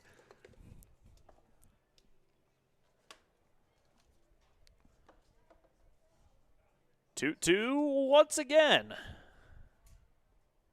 Swing and a miss, and there's the first out. And that Bird could not grab that French fry. That was torching. There you go. Was it? Did you have that one in your back pocket? That was what I was planning to say. If you struck Okay. him out with high heat, and it happened. That was the only situation I was ready for. Okay. That Bird flies back to the dugout. I gotta stop. Second strikeout from Mosentine. As Xavier Cahill will come to the plate now. Swing and a miss, and it's 0-1. Not truly sure what I could even say about Xavier Cahill. I'll think of something. 0-1. Bounces to the plate. Good block by Christensen. It's 1-1. It's not as easy to come up with the pun for Cahill than it is Bird. Bird is a bit more common. It's a little easier. Slightly. 1-1. Got the zone. Thought maybe he was going to, the home plate umpire was going to call that a ball. Little late on that, but it's 1-2 now. Yeah, I jolted back a tad bit. Thought that caught a good piece of the zone. Umpire with a slow roll on the strike.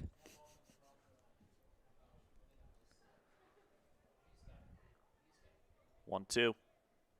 Swing and a miss. And it's back-to-back strikeouts for Tyson Mosentine. And Cahill helping Mosentine build his mountain of Ks. I got to stop. I got to stop. I'm turning into Kai, man. It's a pinch hitter now for the Aviators. Number 22, not sure who that is. We'll get that to you. Brody Oilo.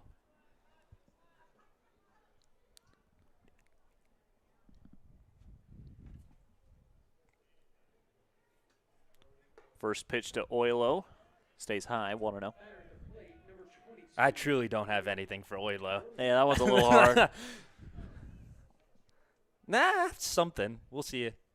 We'll see what happens. You start workshopping over there. I have. And get back to me. I have. I'm on fire now. It just took me a second to get warm. 1-0 bounces to the plate, 2-0 now. At least I think. Cahill batting, or excuse me, Oilo batting 222 so far on the year. And 18 at bats.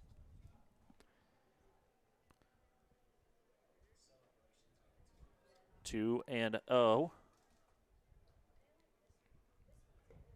Breaking ball missed, and it's 3-0.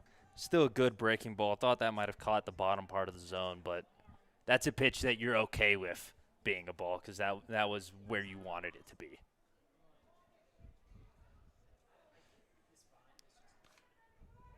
Three balls, no strikes. Taking all the way, and it's a fastball in for a strike. And Oilo still ahead, though, 3-1. Oh, I really got something now cooking up. All right. I just got to make sure I remember it in time.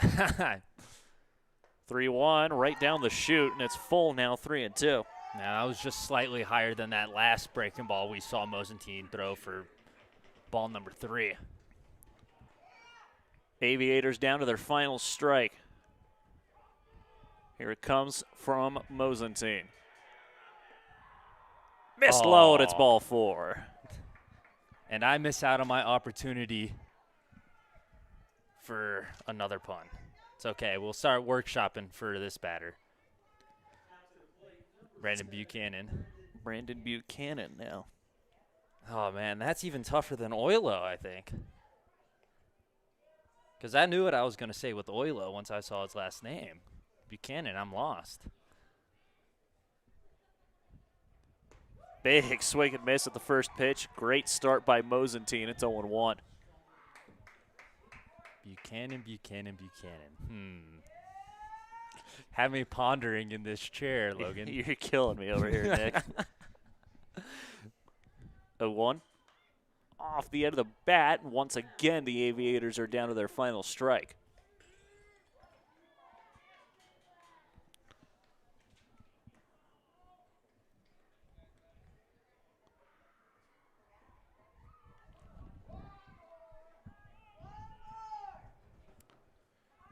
Oh, 2. Ooh, that caught Buchanan in the elbow guard, and now the bases are loaded. That is not what you wanted to happen there in an 0-2 count. Load the bases, 2 outs. Jack Gallo will be next to hit. Okay, I already have one lined up for Gallo. Okay. Where I'm ready.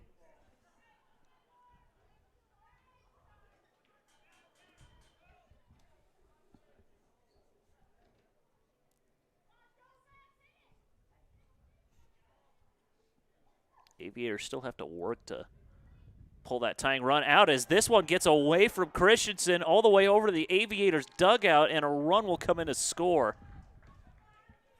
Obviously not what you want, but you have enough of a cushion where that's okay.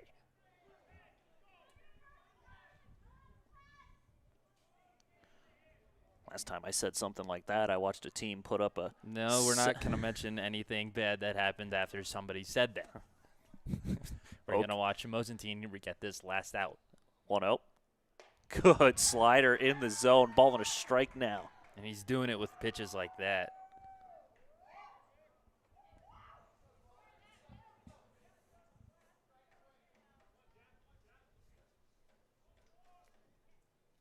One.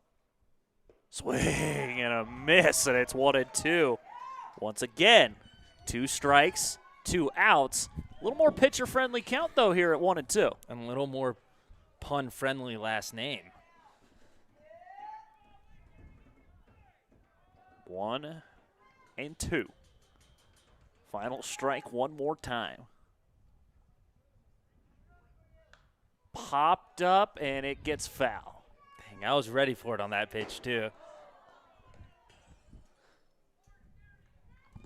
As it kicks off the stands.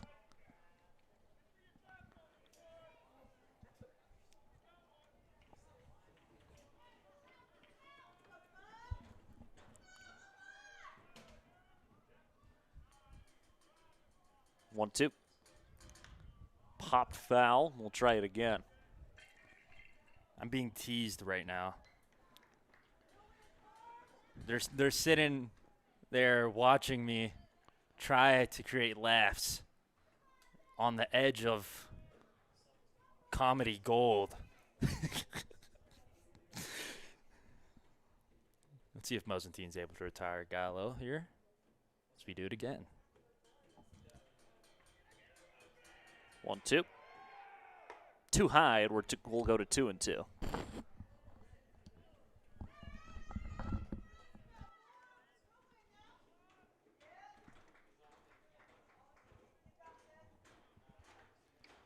Two balls, 2 strikes, 2 outs. Runners on second and third.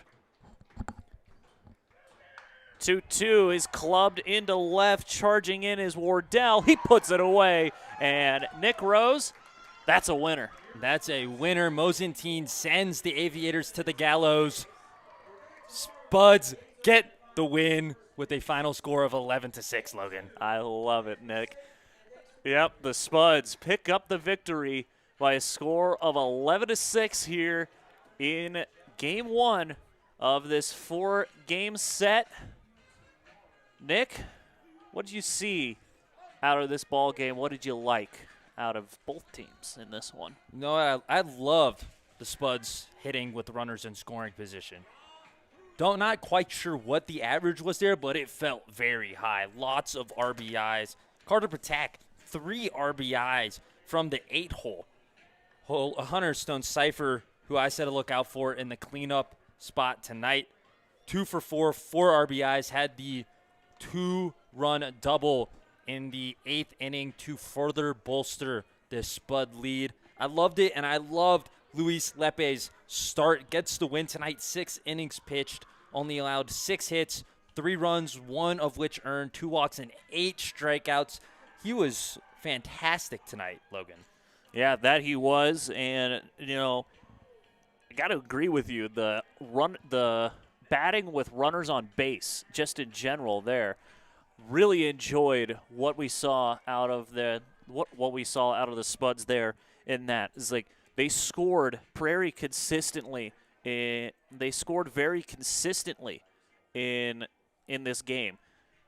The only innings that they didn't score in out of the 8 that they batted in was the 1st and the 5th. Very consistent offense out of Casper in this one. Love to see more of that as this series continues. Absolutely. 3 more games for them to do so as well. We got a long 4-game stretch here, late one here, ending at almost 11 o'clock. Had the delay, of course, because of the no umpires. But we got a lot more baseball for you guys throughout this weekend, Logan. As we'll go ahead and take a quick break, and when we come back, we'll have our player of the game up here with us. Big shout out to Kylie Lee helping us out with the absence of Kai, helping us out, going down and getting the player of the game. But when we come back, we'll have their Banner Health player of the game on the other side of this break. You're watching Spuds Baseball on YouTube.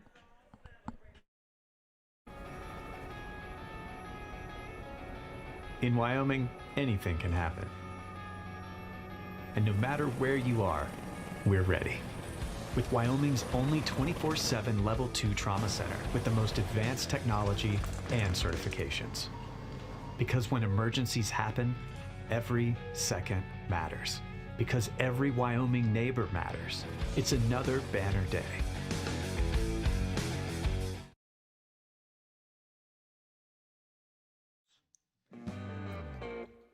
When it comes to reliable infrastructure, Duraline and Casper is leading the way. As a trusted manufacturer of high-performance conduit and cable protection, Duraline helps power the connections that keep Wyoming and the world running strong. From broadband to energy, their innovative solutions are built to last in any environment. Represented in Casper, trusted everywhere, Duraline, creating connections that matter.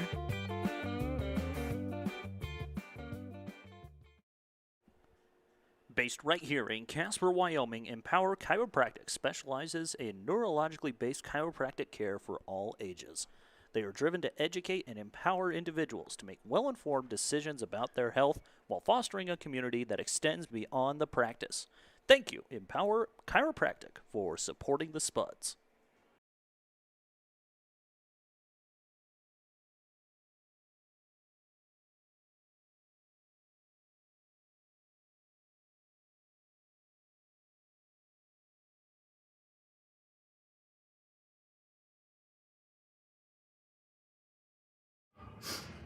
Here you are with our Banner Health Player of the Game, Cal Cousins, 2 for 3 today, couple of base knocks for him. And Cal, great offensive showing from the Spuds as a whole. What were you guys seeing out there out of the Aviators pitching? A lot of slow fastballs. So. All right, and the Spuds did a very great job. How about Luis Lepe? Absolutely killing it on the mound out there. 6 innings with the 9 strikeouts. How does it make you feel as a guy out there on defense knowing that your pitcher's doing that? It keeps you awake the whole game. I mean, when someone's out there dealing like that, you don't have to worry about standing out there for 30 minutes an inning. So he's a great pitcher too. He's been good for us all year. Talk to me when the Spuds, you have that consistent offense, 1 run, 3 runs. What does that do for a team when you keep building and building that momentum like that? It just demoralizes the other guy. I mean, the other team. Like, we don't have a lot of power hitters, but we're gonna have guys that get on base a lot, and then just situational hitting. It sucks the life out of the other dugout. So. All right, one final question for you here, Cal. And we've been in Casper for a little less than a month now. How have you been enjoying Casper? What has it been like? And do you have a message for anyone out there watching right now? It's been a blast so far. I mean, I'm from Kansas, so being out in the mountains is awesome. I've always wanted to come out to the mountains to play baseball, so the environment here is great. The fans are great. I've never played in front of fans like this, so it's definitely a good time. I mean, if you're considering coming out here to play summer ball, I mean, 100% do it. It's worth it. It's something you don't want to miss. So. Well, there you have it. Spuds take down the Aviators by a score of 11-6. Cal Cousins, your Banner Health Player of the Game for this one. Be sure to tune in tomorrow, 6:30 start time once again against the Aviators again. Hope to see you tuned in. And if you're thinking about it, like Cal said, come out to the ballpark if you can. Thank you all for watching.